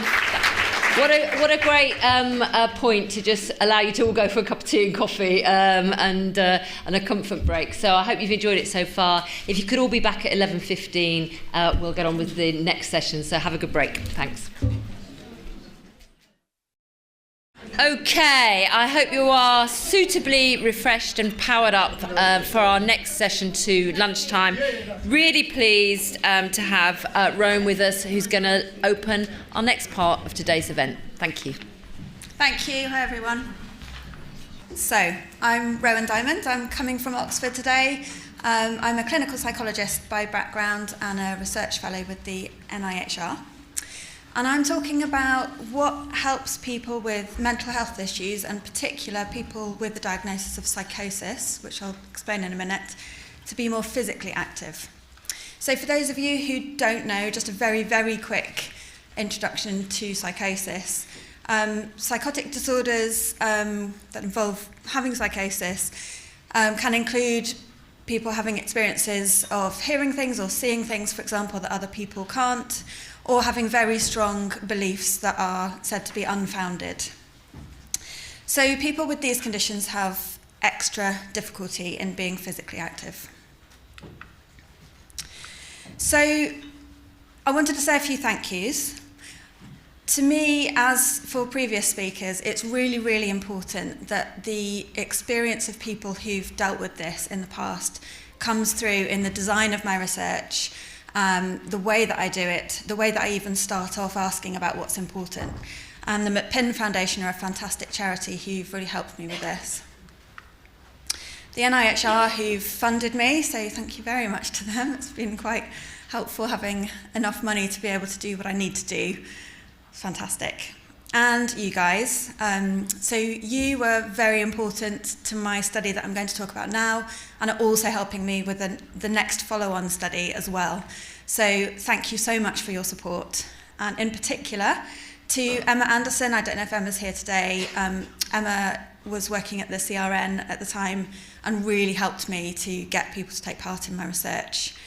And also Faisal Sheikh, who was very supportive of the research, who was embedded in the clinical teams and helped people to be thinking about taking part. And absolutely crucially, the participants who took part, who were the real stars of the show, and whose voices you're going to hear a lot from for the rest of the presentation. So I just wanted to start off by setting the scene for you. You don't have to read the words here, I'm going to read it out, but just have a think about what this person's saying. This is a person I worked with previously. I didn't have the energy or motivation to even go for a walk because of my mental health. It was demoralising and frustrating. I would love to find a way back into using physical activity to manage my mental health, and in turn my physical health and weight problems. And this is something that I've heard again and again and again from people who are struggling with psychosis. And this is the reason I wanted to do research in this area. So just a little background for those of you who are not familiar with this area. People with psychosis are often physically inactive. And by that I mean they tend to do less exercise, but also they spend more time in the daylight hours sitting down or lying down, so being very still. And not only does this not feel great, but also it leads to physical health problems and a shorter life. So this is really something that we need to get to grips with. And previous research has tried to address this, but often there's been low uptake of the interventions and high dropout rates. So we're just not getting it right yet. So that's why I wanted to tackle it. And just a reminder, we know, because we're told all the time, the benefits of being physically active. But just a quick reminder, it can be really helpful for sleep, energy, anxiety, cognition, so the way that we are thinking, the way that our brains are working. It can also really help with some of the symptoms of psychosis, so for example, voice hearing or other hallucinations, memory, low mood. So really, all round, there can be some fantastic benefits. We know a bit more about this around exercise, but there's also research starting to emerge to show that standing up more often can also be really helpful for some of these things. So there's a real impact of what we're looking at here. But we still don't have enough people being physically active. We don't help enough people. So this is where my research started. I thought there's more we need to know here before we start trying to do more and more and more of stuff that isn't really working very well for people. We need a better understanding of the sitting part of things. What is helping people to get up, stand up more often, move around more? What about the support that people are getting for moving around? What about talking to people who support people, staff, caregivers, family members? What have they got to say about what helps and what doesn't help? And what about the psychological barrier? So you've noticed I'm a psychologist. Most people who do research in this area are physiotherapists or exercise practitioners, so I'm a bit of an odd one out. But I think it's really important that we understand the psychological barriers. What's getting in the way? What's helping people psychologically to get going and move? So the way that I approached this study was to do focus groups and interviews. So for those of you who don't know about focus groups, this is a way of getting people together in a group to answer some of the questions that I had, generate a discussion and find out some of the things that are important to people. And I spoke with people with lived experience, carers or caregivers. I should say that I'm using these terms in full awareness. There are lots of other ways to refer to people like this, and I'm not using these terms to be in any way offensive if you don't like these terms. But these are the ones that I've landed up with because of what people have advised me, people with lived experience, and staff. So I put all these different groups together in focus groups and interviews and asked people about what are the barriers and what are the things that really help get people moving. I'm not going to talk very much about the techniques that I used for analysis. I'm going to dwell more on the results, but for those of you who are interested, I used a technique called thematic analysis, which is a type of research technique which pulls together the meaning in what people have said and helps a researcher to generate something that's hopefully helpful to the people reading about the research to understand. So, a quick summary of what happened in terms of who took part. I had people from 3 NHS trusts taking part, so you guys were one, there were also 2 others. And for a study of this type, this was a large number of people involved. This is 51 people, so I had 19 people with lived experience, 14 carers, and 18 healthcare staff who took part. And they took part in 12 focus groups and 23 interviews. So people could have the choice about whether to take part in a focus group or interview, which I felt was really important, and people chose to do one or the other. And what I'm going to tell you about is 5 different things that I found. So these are the themes that I generated after looking at all of this massive amount of data that I had.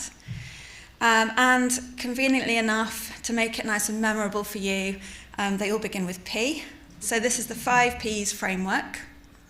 And as you can see, it's purpose, predictions, present state, provision, and process. So I'm going to go through each of those in a little bit more detail to give you a clue about what it is that I'm talking about. And I'm going to give you a little bit of supporting information from people who took part. So the first one is purpose. This is really about people having a meaning in what it is that they're going to be doing. So whether that's standing up more often or whether it's going off for a walk, people really need to have a reason that they connect with for doing that. It's kind of obvious, isn't it? But people told me so much about this, it felt like such an important thing to get right. It connects with a person's sense of their self, what matters to them, their values, their identity. And very often I was really struck by how often people said that their purpose in moving isn't to benefit themselves, but it's actually to help other people. So if there was an opportunity to go and help someone do something, for example, someone would be much more likely to stand up and move. And also there's a real sense that people told me about of a sense of belonging, so that can really help people to give them their purpose to move. So again, please don't feel that you have to read this. I'm going to read out to you the quotes that are coming. Just have a think about what people are saying. So some examples of purpose. I think it's something about having like the pull factors, and potentially like if people feel like they have things that they love or enjoy or are meaningful in some way to get up and do, that could be helpful, opening up, like the world getting a bit bigger and that becoming a bit more part of the day-to-day. So this is a member of staff. And a patient said, I can sit for ages, but then I have stuff to do as well. The dogs need walking, I've got to go out, and that's the main one that gets me up at the minute. So these are all different reasons, different purposes. And this is someone talking about their daughter. She lacks a focus, she lacks a reason for doing something. A bit like Jemima, who's another member of the focus group, said, it's easier just to sit and put the TV on. So that's purpose. The next one is predictions. So predictions are around thinking about what might happen, and people's expectations of what might happen are shaped by lots of different things. So they're shaped by background, that could be family background, cultural background, by their past experiences. I don't know how many of you can connect to the idea that PE at school was a bit awful. And so if that's your only memory of physical activity, it's not really that surprising that you're a bit reluctant. Images, also people have very strong images, either of what happened in the past or what might happen in the future in their mind's eye. And that really influences whether people want to move more now or not. And other people's expectations, it's really important that other people have an expectation of someone that they will be moving, not just someone's given a diagnosis and then they're left and that's it. And we don't expect them to have a life anymore. We don't expect them to be going off and doing anything fun. We just leave them. That's I heard that so often, and it's really obviously not very helpful. So some examples. At home, the parents would tell you to stop wasting your time sitting down, and you always hear them quote, you might become a vegetable on the couch there, and all of that. It's always been there, like a knowledge you grow up with, just knowing you have to go for a walk or you have to do something. A lot of clients, they build up in their head, it's going to be horrendous, it's going to be so scary, and I say to them that the reality of actually doing it isn't as bad as you thought it was going to be in your head. All the diabetes people could do was to put, this is someone's wife, straight onto drugs for diabetes, rather than trying to expect that she would adopt a healthy lifestyle. So next we are on to present state. So this is about people's current state in terms of their psychological experiences and their physical experiences. So psychologically, we're talking about people's fears, people's hallucinations, people getting stuck in thought patterns that they can't get out of, and the kinds of things that they're thinking, what's going on through their mind. And physical experiences, we know that a lot of people have problems with pain, balance, fatigue, weight gain, and all of these are things that are going to have an influence on what they're going to do or not do. So some examples. So this person's talking about TV. Yes, it's very distracting. The noise obliterates or calms down whatever's going on in his head. Just sitting and not talking and kind of being mesmerized by it, because apparently it helps with the voices. So this person is sitting down for long periods of time just to manage his symptoms that he's got. I guess one of the things I've noticed is worry and rumination. It can be quite powerful and people can get quite locked into it. And actually, or feel like by sitting and thinking about it, kind of going over their worries, they're going to find the answer or kind of figure it out. I wonder whether that can mean people sit and get quite lost in what's going on in their heads, like lost in that rumination. You get consumed about things like the voices are bad, or I don't deserve to be doing these things because the voice says I'm too fat to be doing them anyway. And sometimes you sit and nothing goes through your head. It's just blank time, as I call it, just nothing. So the next one is provision. I'm going to start galloping through a little bit because I'm aware I want to have plenty of time for you to ask me questions. Provision, this is about having the right support for people, making sure that different groups supporting people are communicating with one another, managing transitions between care, between services, having the right information, resources, transport. These are the kinds of things that we've probably heard about more often in previous research. And this person said, but no, there's nothing there to ensure, not even a sheet to say this is what you need to do or shouldn't be sitting down for too long. So yeah, I suppose there was a bit of a lack of continuity there when you were released from hospital. But I don't know how much this is talking about a care coordinator, knows. And something that came back was that she didn't know that he'd been very sporty. So she's talking about her son.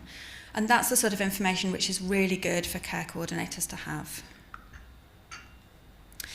Just having more time, because I think there's that period of time when someone's got the motivation and the energy and things, and then if you're not able to harness it then and there, it feels like it just kind of slips away and then it's gone, and you're like, okay, I'm going to have to start from scratch again now. Okay, so very quickly, the last one, process. This is about the kind of processes that I noticed happening that keep people stuck or help people to be released into being more active. So it includes having habits and routines, certain turning points in a process where things can change for someone, and this very dynamic relationship between the supporter and the supported. So particularly in terms of motivation, people found that the motivation of a patient and the motivation of a carer, for example, were very much influential on one another. So just a couple of examples. I guess it's momentum, isn't it? That short-term sensation of feeling good and feeling better, and that kind of stays with you, doesn't it? The longer you have it than not exercising, you forget the short-term feeling of it. I think the habit forms as a lot of that responsibility is taken away. I think because of that, they don't necessarily need to get up and cook and shop and things like that. And we're taking that responsibility away from them because, again, we're primarily looking at the mental health. People can become quite dependent on us, and we often do a lot of thinking about how we can make them more independent, because if not, they'll just physically sit there because they know that people are going to care for them and come in. And then finally, I suppose one of the things would be that if you tried to help somebody and they don't want to do it, you know, that can demotivate the motivator, as it were. So perhaps something around how you can encourage that person or that body of people, whoever they are, that's supporting the service user. So this is the 5 Ps framework. What I'm hoping is that this is going to really help in future research and clinical practice. So just a few take-home points. There are lots of things to get right. You can see that each of these 5 things are important, and to get those right is complicated but important. This can help us to think about how to tailor interventions for individuals. But alongside that, we really need to be offering the people who are supporting people being physically active, we need to support them to make sure that they've got what they need and they don't get demotivated. And something that's coming out of this and that I'm now studying next is the psychological mechanisms, what's going on that is really stopping people or helping people to move forward. If you would like to read more about it, this is published in BMJ Mental Health, and this is just a screenshot of what the paper looks like. And in this paper, there's a checklist that can be used in clinical practice right now. So this is based on that 5P model. And as a clinician, you can use this to ask some questions with your patients about the kinds of things that they have or don't have, and the kinds of areas that you might want to target some support to help people to be more physically active. This is not necessary for now, just to say that each of the 5 Ps has kind of been involved in that formation of the checklist. So firstly, thank you to everyone who's taken part, everyone who's supported this study. It's hugely appreciated, but also a massive thank you to those people who are supporting the next stage, which is looking in a bit more detail into those psychological factors. We are now also looking for a bit more money so that we can make an animation of these results so that they can go out to lots of different people and they can understand these findings and how they can be applied right now. if you'd like to get in touch, and I would be delighted to hear from you, this is my contact details, and please ask me any questions now if you want to. Great. Thanks very much, Rowan. Okay, any questions for Rowan, please? Goodness me. What's the name of the dog? The dog. Thank you, Humber. Mike. Humber, did you say? I made it up. Oh, right, okay, fine. Okay, thanks, Mike. Anybody question? Can I just ask a quick one before maybe give people at a time? How does this, how does some of your research apply particularly to an inpatient setting, and what could be done there? Yeah, that's a good question. This research was all for people who were involved in community settings. And the reason for that is that what people told me when I first started consulting about this was there's loads of information about how to support people on the inpatient wards, or it's being done anyway, because there are sometimes facilities and sometimes staff who are willing to spend time with people to be active on the wards. But what tends to happen then is that when people go out into the community, it just drops off a cliff and there is no support after that. So I heard that from lots of different people. So the people I recruited for this study were community people. Having said that, there was a service who did both, so it included some of that. I think that's a different question and something that needs to be investigated, because although I'm saying it's done already, I'm not sure. It's not done perhaps as well as it could be. Some people were telling us we've got a gym on the ward, but we're not allowed to use it because there's got to be a qualified exercise practitioner there, and they're just only there for, half an hour a week, and that's when I'm on my break or whatever. So, yeah, it doesn't always work. Thank you. Right, there's plenty of time for hands to go up now. Any other questions? Thank you, Sarai. Can we have the roving mic, please? Thank you. And does anybody else indicate, so I know where you are? At the back there. I'll come to you next, Marilyn. Sarai. Thanks very much. I'm Soraya Myatt. I actually love exercise, and I just think when I learned about, that you get endorphins released, and I say that to my kids as well to try and encourage them. They do that, thankfully, now. But I think there is something about how do you get someone to actually go and do exercise? Because we all know we might love it or we might enjoy it while we're doing it, and we might enjoy the benefits. However, to actually get to the gym or go for a run or go for a walk or whatever it is, it's really hard on the day-to-day. So how do you encourage services to support patients and their carers and everyone else to actually get out there? And is there something that the Trust could do specifically that might be able to help? Yeah, good question. And actually a lot of us struggle with this, don't we? And we don't have, a lot of us don't have the difficulties that a lot of these patients do. So if it's difficult for everybody, then it's extra difficult for people with these problems. A lot of people tell me that they're too frightened to leave the house. So how are they going to get to an exercise class? How are they going to get to a football group? So yeah, absolutely, there are some really big questions there. There's a little bit of an answer in the checklist. So in terms of what people can do now, if you use the checklist as a clinician, you're likely to find areas where there might be a sticking point for someone, and then you can try and help people with that particular area so that you make it a little bit more likely for them to take the first step. I think also by sticking to the idea of both the exercise and the sitting, a first step is to just encourage people to stand up more and to let people to understand that that's something that's important. Because often people are thinking, well, I'm not going to run a marathon, so I'll sit on my sofa for days, hours, weeks. And actually, there are small steps that can be made to help people feel that they're making progress, that they're doing something to benefit their health. Sometimes they're doing something to benefit other people. There are all these kind of motivational bricks that we can put in place and help people. But absolutely, it's not an easy thing, and that's why it hasn't been solved yet. So the next study is looking at the psychological factors. So how can we deal with those things that are getting in the way of people even thinking that it's possible for them to get off the sofa, let alone going for a run. Yeah. Okay, thank you. At the back there, Marilyn, in the red top.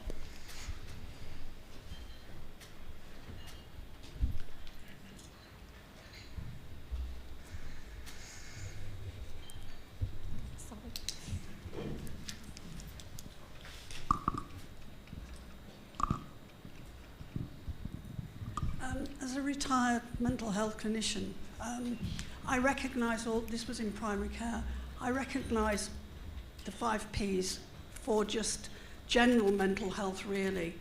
And particularly as I'm an older person now, I recognise that in a lot of my friends who, I don't know, there's some fear about starting. If you haven't done exercise for the whole of your life, which I have to say I haven't because I'm asthmatic and I was not encouraged when I was a child, so I never actually did it.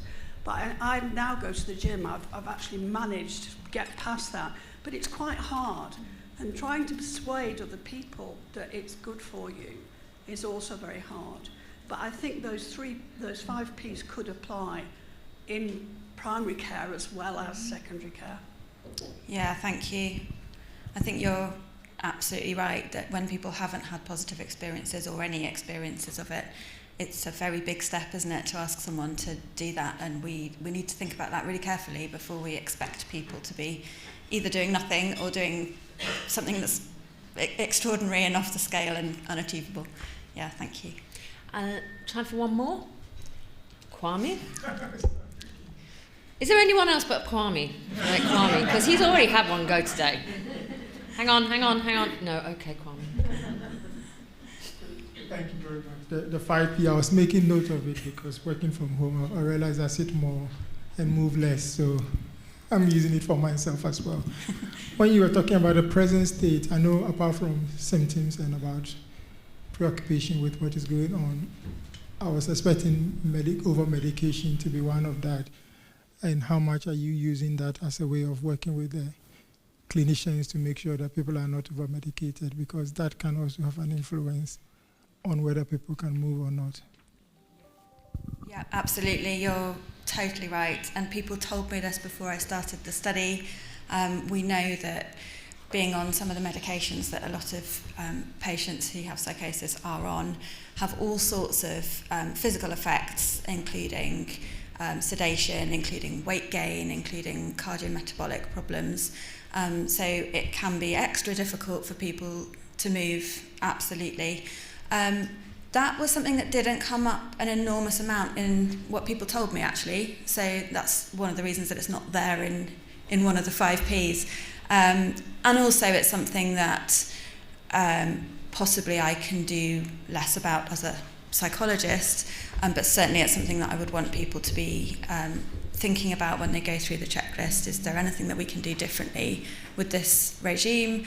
And if not, then how can we work with those side effects that might be there to help people to think that it's beneficial to be just standing up, even if they can't manage a run because it's too difficult.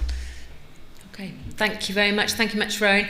I think maybe movement or moving rather than exercise is helpful, and I recommend standing on one leg when you're brushing your teeth when you start the day for your balance. Or when you're presenting. And I think, yes, okay. Right, thank you very much. Thank you. Round of applause for Rowan.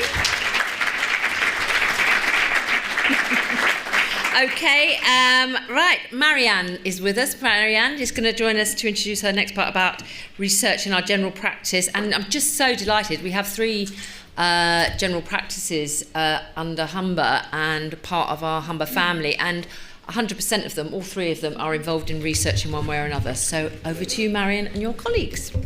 Hi, so my name is Mariana Popofofe. I'm Deputy Chief Pharmacist for the Trust, and I have with me Esther Sani, who is our Principal Pharmacist for Community Services and Primary Care, and then Maggie Bean, who is our modern matron, or our matron for primary care. We're here to present our journey of research within primary care. Esther will start off, I will continue, and Maggie will follow, and then we'll be open for any questions that you have after you watch a little video that we have to present to you. Thank you. So Esther. Hi everyone. So we will be talking about the progress, that our topic will be around progress is impossible without change, and we'll be introducing research in general practice. So I'd like to read this quote by Dr. Model, and it says, "Progress is a fundamental aspect of human society. It is the engine that drives innovation, growth, and development. And it is what propels us forward towards a better future. But progress is not always easy to achieve. It requires us to be willing to embrace change and to be open to new ideas and perspectives. Without these qualities, progress becomes impossible and we risk falling behind in an ever-changing world. However, I do think that George Shaw said it best, and he said that progress is impossible without change, and those who refuse to change their minds cannot change anything. So it is in embracing this progress in primary care that's led us from being research active to highly research active. And what do I mean by that? And that's demonstrated by this chart that you can see up here. So our journey that we're talking about today is from 2021 to current year 2024. And you can see from 2021, 2022, we had 5 research open, 5 studies, and we were able to recruit 69 patients or participants to those studies. 2022, 2023, we had 14 studies open, and we managed to recruit 345 participants. However, 2023, 2024, we do have 18 research studies open, and we have almost 1,000 participants included in those trials, which I'm sure you will agree with me is a fantastic achievement. So I'll hand over to Marion to take you further. So I'm sure most of you are wondering how we managed to get to this point from being research active to being highly research active. Well, it was about the willingness to embrace that change that we heard Esther talk about in the beginning. It was about thinking about our patients, wanting to deliver that better outcomes and better treatment for our patients. So that was the motivation behind all this. So what we did was, we started off with appointing new members of the research team. So that's where we started off from. Then we had people like myself join that team within primary care with my experience from research within oncology, because that was my background, oncology was my background. We pushed the team forward to get research into primary care. We got pharmacists, we got the medical staff, we got nursing to be involved in feasibility assessment and decision taking in terms of which study we should go for and which study we shouldn't, because in the past, what was happening was research was being turned down, because anytime research was proposed, we're told that we didn't have capacity within primary care to deliver research. But having all these people on board, we drove that change, and people were willing to go on. And that's where we are at the moment, with having almost 1,000 patients enrolled in research in primary care. We also had the visibility of the research team within primary care. Research also became one of the things that was discussed at the PPG, which is the patient participation group. So patients were involved in the discussions about research. We had all the staff, engagement from the staff in terms of research. So people were really interested in terms of, research, what's going on, how can we get involved. We got a number of people signed on to do the GCP, that's the Good Clinical Practice. We went in 2021 from having only two people in 2021 to 15 who have done GCP. So we're encouraging people to take that up. So what have we achieved so far over this period of time? So, like I said, GCP, we have 15. We've gone from 2 to 15 at the moment, and more people are taking part, are interested in GCP, are interested in research. We are the second highest recruiting mental health trust in the Yorkshire and Humber region. Like Esther said, 2023 to 2024, we have approximately 1,000 patients recruited into research studies. We have the first commercial research study in primary care. We also have the first clinical trial of investigational medicinal product in our primary care, which is a huge achievement, honestly. This trial is to do with the treatment of cellulitis using flucloxacillin, looking at 5 days versus 7 days. So it's really interesting. It's a really interesting study, and we are looking, hopefully, to enroll quite a number of our patients in that study. We have an increased number of staff research champions, link workers within the practices. We have a lot of posters everywhere. Patients, when you come into our general practices, you do see a lot of leaflets for patients to take away. The trials that we're doing are all displayed so people know what's going on. It's been really good. It's been really good, to be honest. And we're hoping that as time goes on, we can get more people involved in research. We can get more commercial studies in. We can get more investigational medicinal product studies into as well. Maggie is our first associate PI. And that has actually pushed research to a different level, because there's actually evidence to show that having associate PIs do help with recruiting 3 times more with having an associate PI. So Maggie is our first one, and I'll get Maggie to the stand to talk about, her role involved in research and how she has, because she became an associate PI in 2023, 2024? 2024. So yeah, we have moved quite a bit. So Maggie, you want to? Certainly, yeah. I'd just like to share with you some practical tips how I've embedded it. I did this during my trainee associate PI course. So what we've done is make research more visible and meaningful to practitioners in practice now.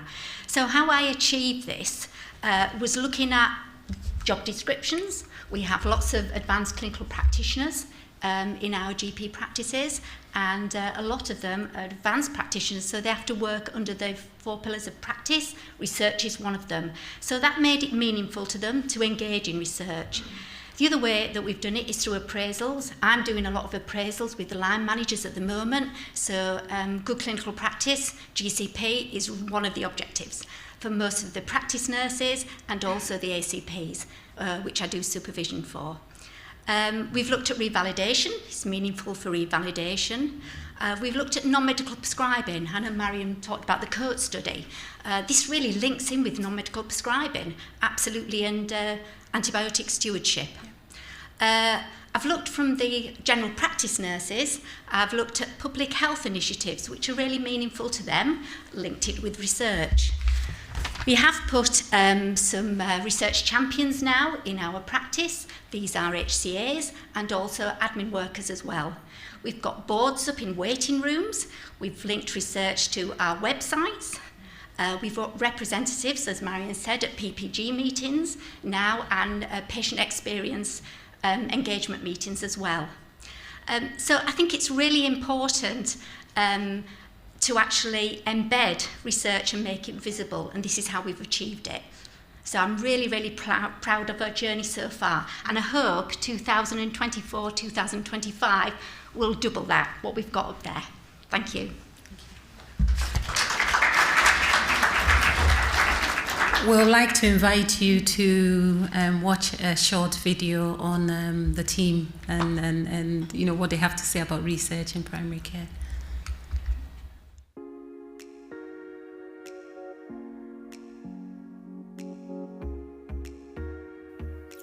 Our aims: to make research as accessible to as many patients as possible, to support colleagues to access training and development opportunities, to work with specific groups within the community, and to develop and maintain a research culture within primary care. We serve rural, suburban and coastal communities. The research team is part of primary care. We work to serve our communities and their needs.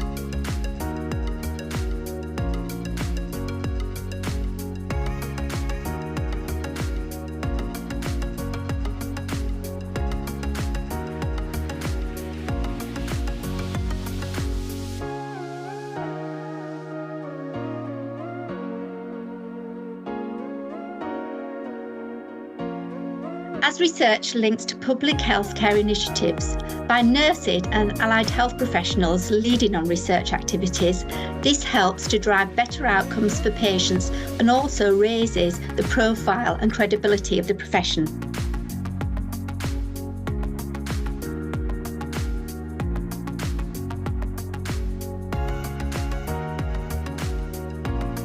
The skills of the clinical teams have developed with an emphasis on offering research as part of care, including new treatment interventions and offering opportunities for patients to participate in commercial clinical research.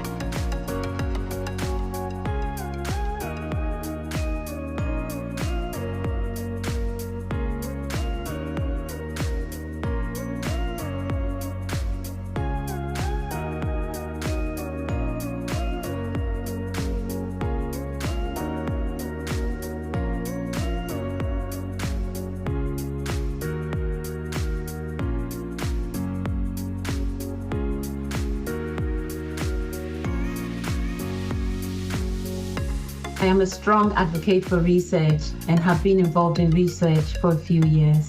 I enjoy collaborating with the research and clinical teams. I'm very proud of the uptake of research in primary care. Research provides evidence-based improved treatments and care options for our patients. There is evidence showing that research-active organizations have better patient care. Since patient care is at the center of what we do, research should be placed at the center to enable us to deliver better outcomes and treatment options for our patients.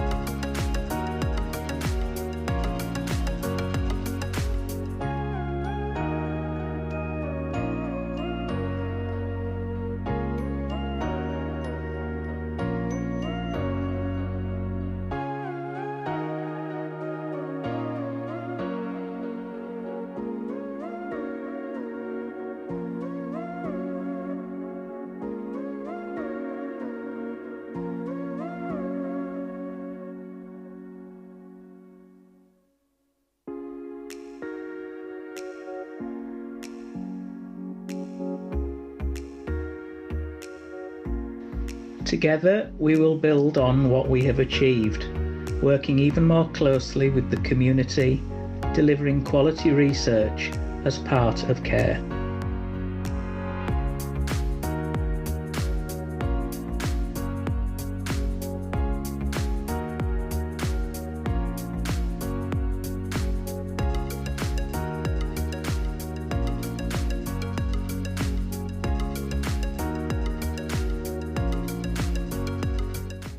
Thank you very much. Thanks for watching. We'll now open the floor to any questions that you have. Great. Thanks, Marion. Thanks, Esther. Thanks, Maggie. So, questions for our colleagues?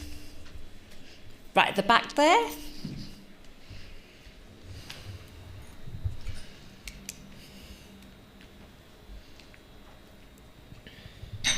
Hi guys, thank you so much for that presentation.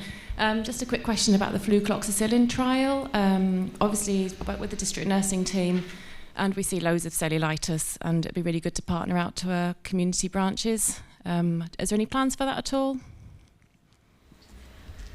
I think at the moment that study is just being done within one of our practices. It's not open to the other practices yet. We're looking to see how that goes within that one practice, and then we can spread it across to the others too as well. But for now, it's just being done in one of our practices. Great, thank you. Any more questions, comments? Not you, Kwame.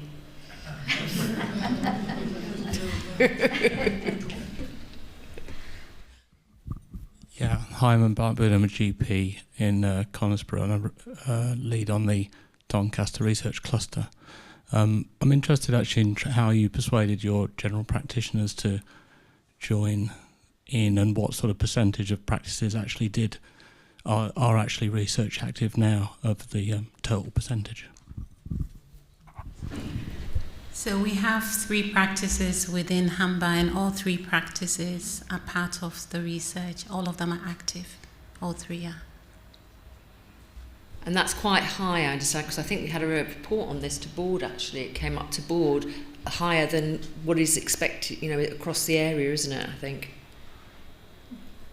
What's the situation in Doncaster? Yeah, in Doncaster we've got 4 practices as part of the cluster.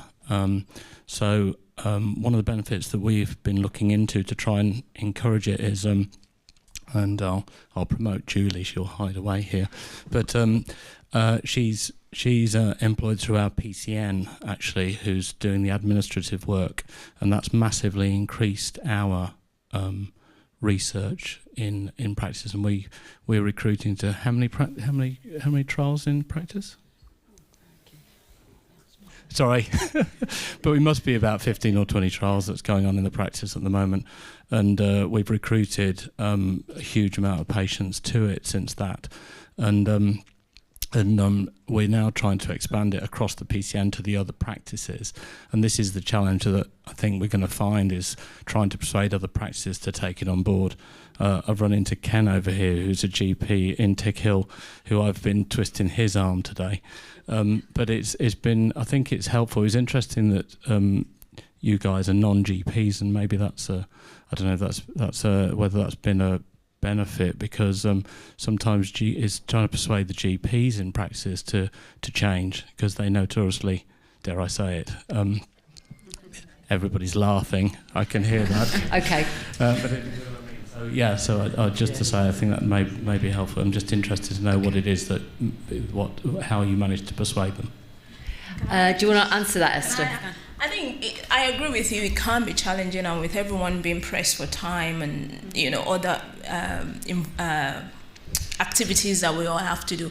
I think being personally involved in it, I'm a clinician, if you allow me, as a pharmacist. It kind of shows that it's possible to do, and just being persistent in bringing it up to maybe our clinical meetings and letting clinicians know that actually there's a lot of benefits, and also not putting everything. So, for example, one of the studies we've had is it's taste mode trial to do with depression, but just letting clinicians know that all you have to do is consent the patient and send them to me, and I'll take it from there. So they don't feel like they have to go through the whole journey and do everything by themselves. It's 5 minutes conversation with the patient. Is it something you would like to learn more about? Yes, okay, I'll refer you to my colleagues. And I think that's helped. I don't know if you've got maybe 1 or 2 ideas that you've tried in your practices would be helpful.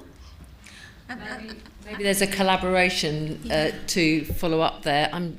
Scott Practice from Bolby and Doncaster isn't here as well. I feel like Doncaster practices are joining us here today. That's my practice. But anything else to add to that, Marion? I was just going to add that the difficulty for you may be because I don't know whether your PCN belongs to one organization, because it's easier when you have all your practices that sit within one organization to enable some of these things to happen. But when you have, your PCN with the different GP practices, that's where the challenge comes.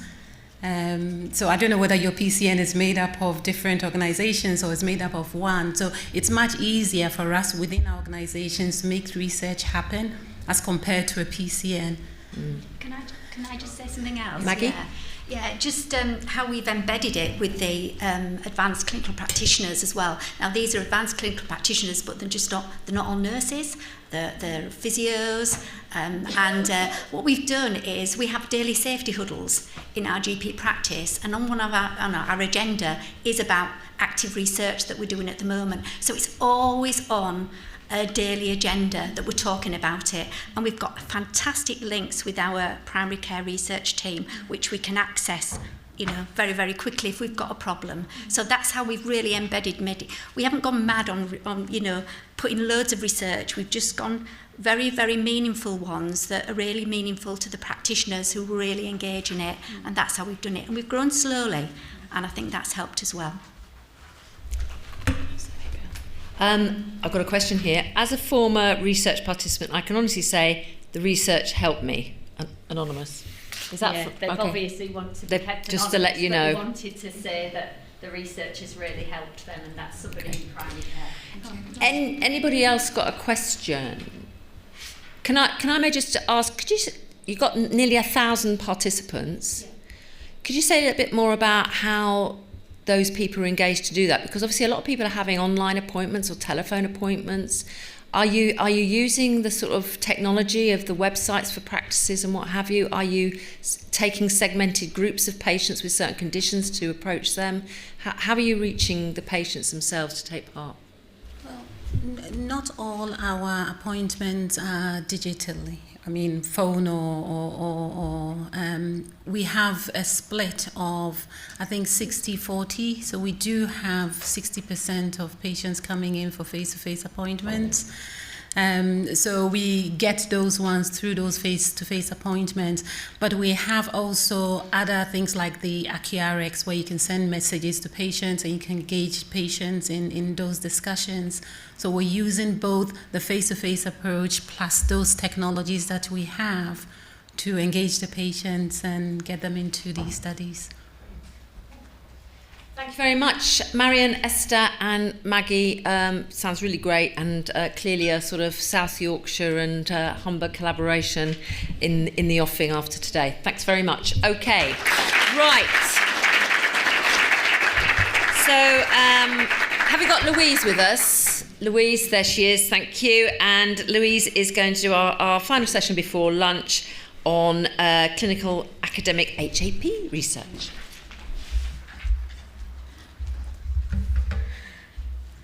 Thank you very much. Hope you're not too hungry. Hope it's not the graveyard shift before lunch. So I'm Louise Shelley, Specialist Speech and Language Therapist here at Humber, and I'm also the professional lead for our adult speech and language therapy services today. So I'm going to talk to you about the what, why and how of clinical academic AHP research. So what I hope you'll go away with is an understanding of what AHP research is all about and the meaning and importance of what clinical academic is. That's the what bit. Why AHP research is important for staff development and patient care, the why. And some insights into my personal clinical academic experience, the highs, the lows, and how I started on this pathway, the how. So this is maybe a bit more of a practical session and perhaps focuses a little bit more on personal fellowships and just getting started in research. So let's start with the what. Research works best when we can bring together clinical and academic expertise. So when I've done things with university-based researchers, they tell me that they need that frontline clinical staff knowledge to make things meaningful. Otherwise, you're working in a silo and you don't really understand what it's like working on the ground. Similarly, clinicians may not have the know-how to go about researching the issues which they identify in their clinical practice. And this is why the National Institute for Health Research promotes and encourages clinical academic careers, so you've got that knowledge from both sides. And of course, the most important thing that binds together the clinical academic experience is the patient, public and carer experience.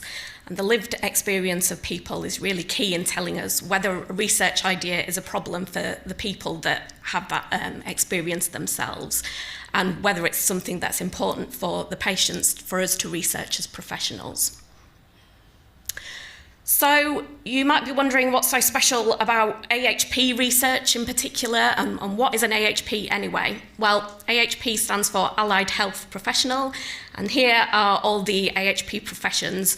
So that's including things such as physiotherapy, occupational therapy, radiography, and speech therapy, to name a few. You need a professional degree level qualification to be a registered allied health professional. So AHPs assess, treat and diagnose patients according to the expertise and client group that they work with. So what's so special about AHPs? What's the significance of this talk? Why am I talking about AHP research in particular? Are AHPs any more special than any other healthcare group, such as doctors or nurses? Well, no, they're not. But as an AHP myself, I'm here to fly the flag in a professional group where traditionally AHPs have not really been seen very much in research roles. So I want to also reach out to AHPs out there to tell them about their professional duties with regard to research, and hopefully encourage some AHPs to become more research active. But I think there's a lot in here that's also relevant for other professional groups as well. And what can patients take away from this? I'd really encourage any patients here today to be curious and ask questions. Maybe you're seeing an allied health professional as part of your care and treatment at the moment. You might be seeing a physiotherapist or an occupational therapist, perhaps. Have you been told about any relevant research projects that might be suitable for you? You've got a right to ask these questions, and I'd encourage everybody out there to start a conversation, and perhaps it could lead to being involved in something that's really important and could improve your health and lead to all kinds of things you can't even imagine. And I think we've heard some really, really powerful stories already this morning about why research is so important and the things that people benefit from it. So now for the why. I want to talk more about why research is important for allied health professionals and what our professional responsibilities are. So as part of being a registered allied health professional, we have to register with our professional body, which is the HCPC, the Health and Care Professions Council. And the Code of Practice states that the minimum standards, the minimum requirements as part of our registration is that AHPs can recognise a range of research methodologies relevant to their role, that they can recognise the value of research to the critical evaluation of practice, that they can engage service users in research as appropriate, and that they can critically evaluate research and other evidence to inform their own practice. Those are the minimum things. So actually being research active is sort of perhaps a slightly higher level than that, but this is what we need to do as a minimum.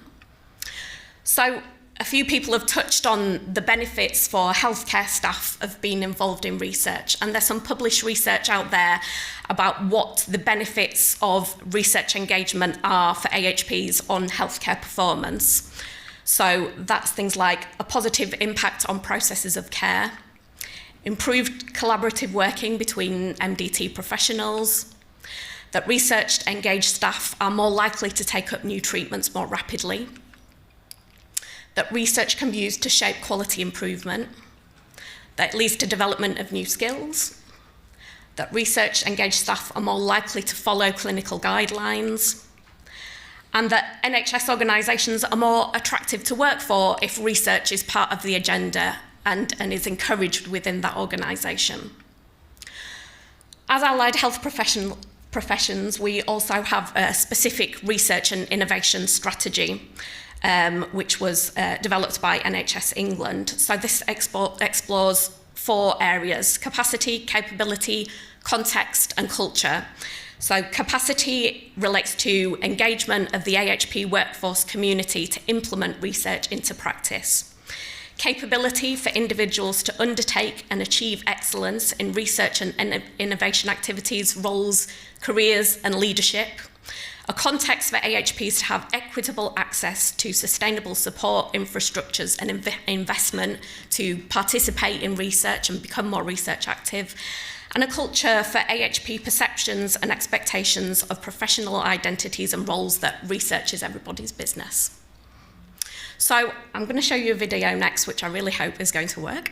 So this is an NIHR video which just talks about the importance of research. And I always find this, I've seen this video a few times, and I just find it really motivational. So for anybody who's thinking about becoming more research engaged and active or embarking on a research career, hopefully this might provide a little bit of inspiration.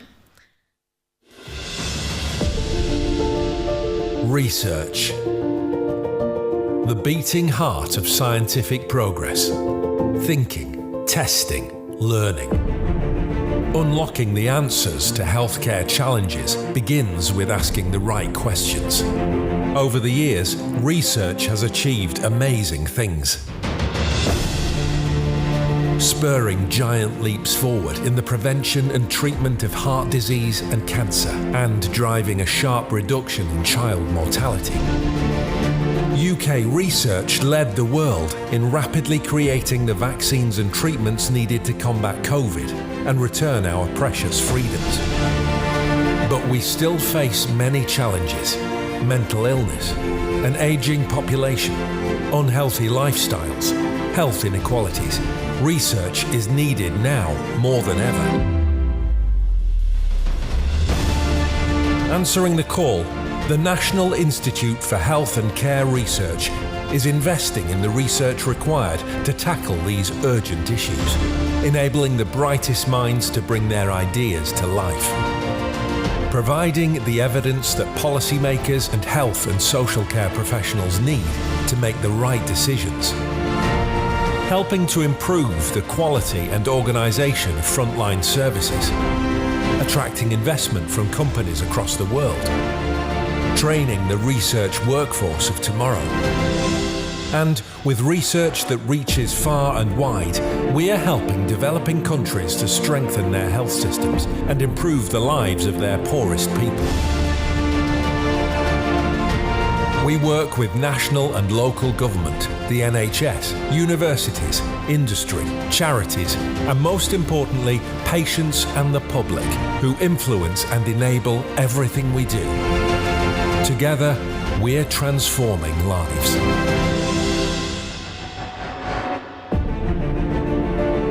NIHR, improving the health and wealth of the nation through research.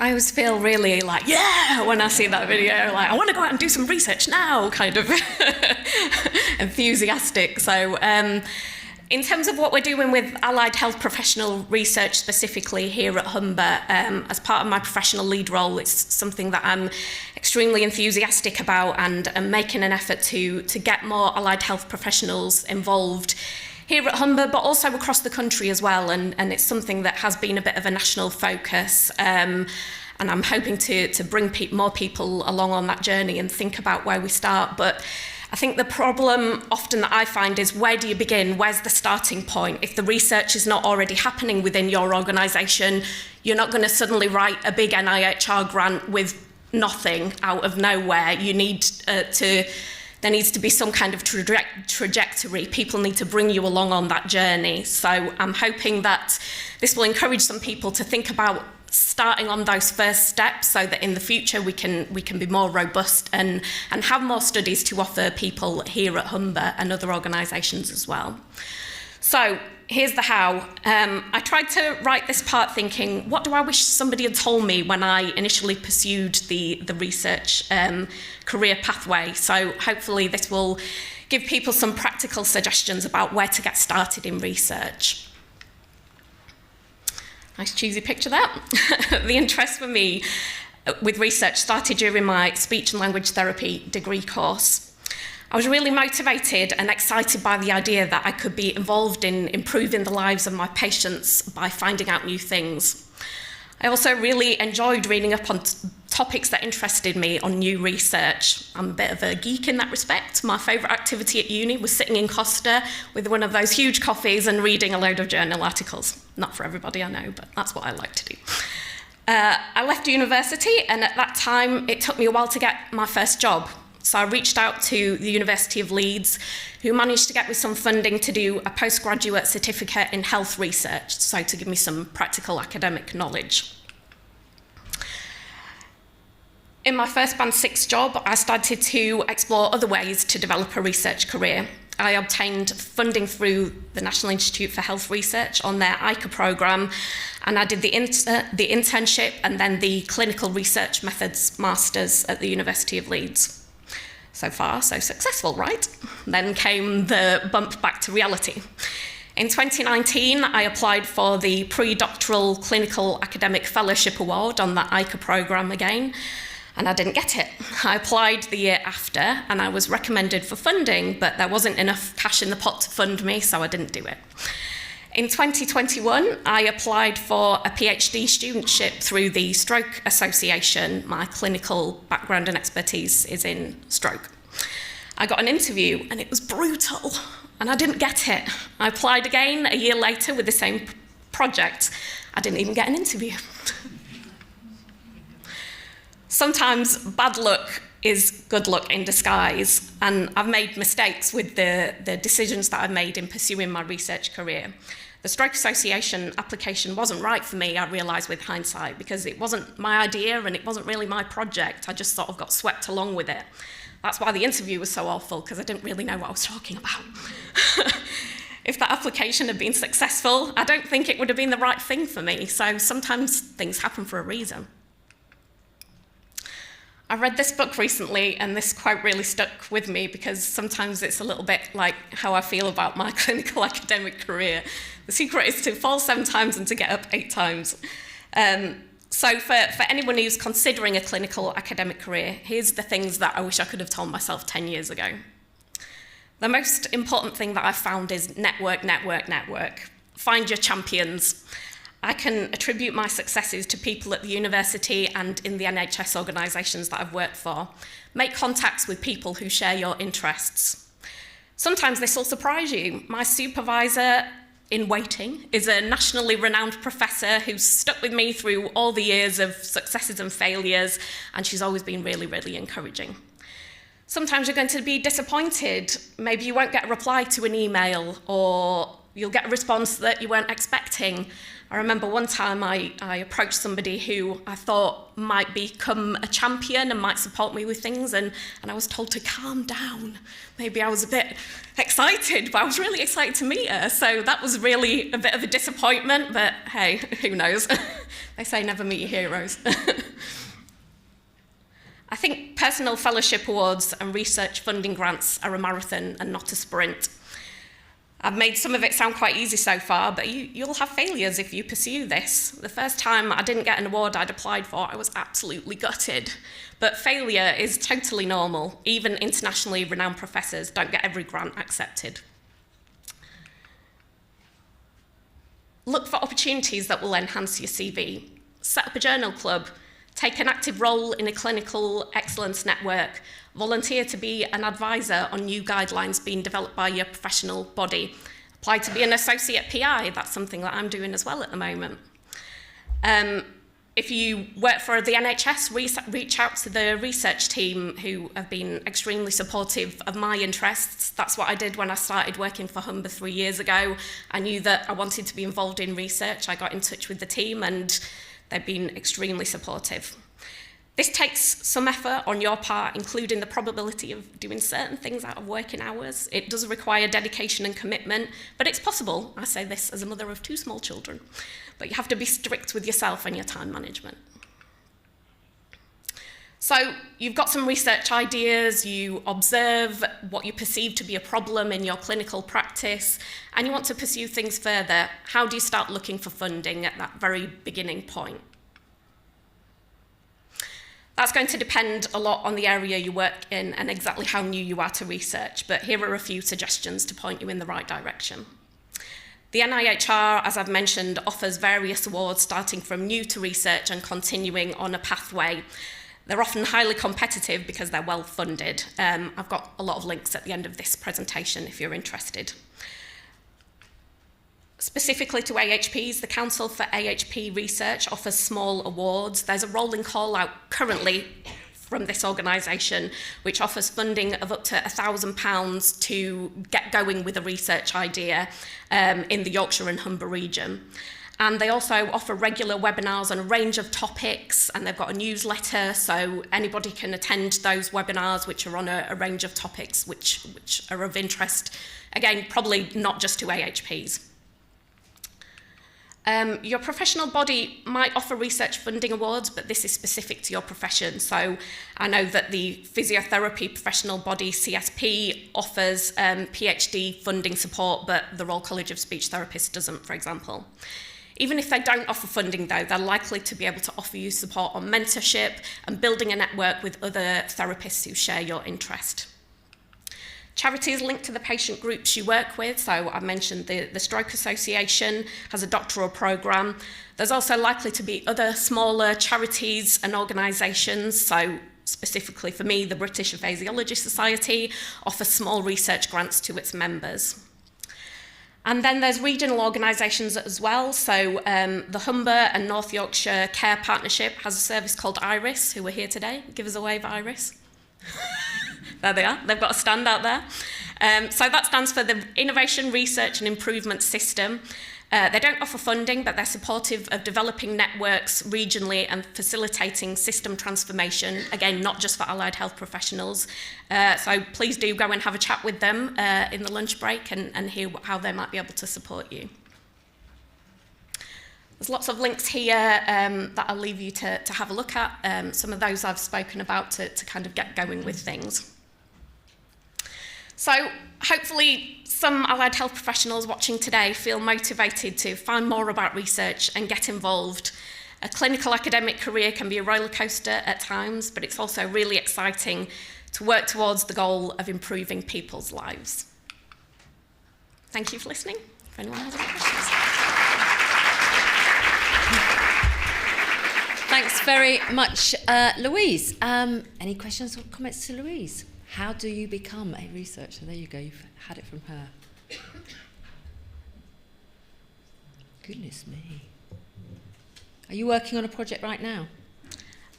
Yes. So or is it secret? Sorry. No, it's not secret. Okay. Sorry about that, putting you on the spot. Yeah, I'm waiting to hear about the outcome of my third pre-doctoral clinical academic fellowship application with the NIHR. And that project is about looking at life after stroke outcomes for people with aphasia, so language impairments after stroke, and comparing what those outcomes are in urban versus coastal and rural communities. That's giving you a breather. There you go, Mike. Oh, sorry, Esther, and then Mike over there. So my question is in two parts. The first one is, what was it that kind of triggered a desire to go into research back when, and also what kept you going when things were hard? I think it was that idea that I could be involved in helping people change their lives, and as I said before, we've heard some really inspirational stories about how research transforms lives, and the video and things and personal stories we've heard today. That's just really, really the motivation for me, and is always the bottom line and what got me interested in the first place. And I just enjoy the sort of geeky academic stuff as well, to be honest. In terms of keeping going when there's failures, I think the lesson I learned over time was at the beginning when it didn't go well, it felt so personal and so crushing to have put so much hours of time and effort into something that then doesn't lead to anything is so devastating. And the first time I didn't get something, it was so hard, but then you realise that that's completely normal and that's par for the course. So I think now when things don't go to plan always, it's realising, okay, this is normal, it's been prepared for it more, rather than the surprise that first time of, oh my gosh, why has this not happened? It's just recognising that's how it goes. Brilliant. And Mike over there. Thank you, Louise. Just wait for the mic. Thank you, Louise. I'm a stroke survivor. I had a stroke in Tunisia just over a year ago. It's not affected my speech, but is there any research into stroke and memory? The specific example is, why can I remember a conversation, but I can't remember who I had it with? I'm sure there is research into stroke and memory. I think it's a long discussion about offering research to patients. That is, you could talk for hours about that, really. I think part of the issue perhaps is that a lot of funded research is very acute focused, and it doesn't necessarily focus on people living their real lives in the community. So there are organisations that are looking at that, but I think that's certainly something to take away, that the life after not only stroke but other conditions, living your real life in the community, there's not always that research there to support with that. And then the other thing is that starting off with that capacity in the teams. So again, there's not a lot of stroke research being offered currently within Humber, for example. That's just a fact. That's the way it is. And if that's the way it is in other NHS organisations as well, there might be research that's been offered and that technically is available, but whether there's the possibility for it to be offered to you personally within the area that you live in is another question. I was at a public health conference in Leeds a couple of weeks ago, and it was interesting to hear people talking about prevention, but they were also talking about rehabilitation. And so, you know, what actually happens when you've had the sort of acute intervention, what happens next. So that's really echoes some of that, I think. Yes, gentleman here. In medical field, I'm Sandeep Kumar, I'm one of the consultants working in the trust. So in medical field, we experience that the pharma companies, the drug companies, they have taken over the research all over the world because of the funding and profit and economy, etc., etc. But you as an AHP and a lead researcher in that, what are your experience and AHP? Is there a lot of commercial takeover of your AHP research, or do you struggle for funding because there is no money available as compared to the medicinal research? Any comments on that? I don't know what goes on in medical research, so I can't compare, but I would say certainly, you know, in terms of drug companies, we're not involved with drug companies, so no, there's nothing that comes from that. There are certain health technologies that might be related to, you know, devices that you use for physiotherapy after you've had a stroke, for example, that have got a commercial element to them, but where do they start from? So it's all thinking about that. It's more the equipment side of things than the drug side of things. But yeah, a lot of our funding comes through NIHR calls, specific calls, and also personal fellowship awards and developing your own PhD research and then going on to following that academic programme to lectureship, professorship, reader level. So yeah, it's not the same. Okay. Anybody else? One more? We break for lunch? No? Oh, no. Okay. Thank you very much, Louise. Thank you very much. Okay. Just to say before we just break for lunch, I understand from Catherine there is going to be an availability for people to get the information that you're seeing on screen today. So please don't worry about lots of notes that you might not be able to read your own handwriting, doctors, at the end of it. So they will be provided.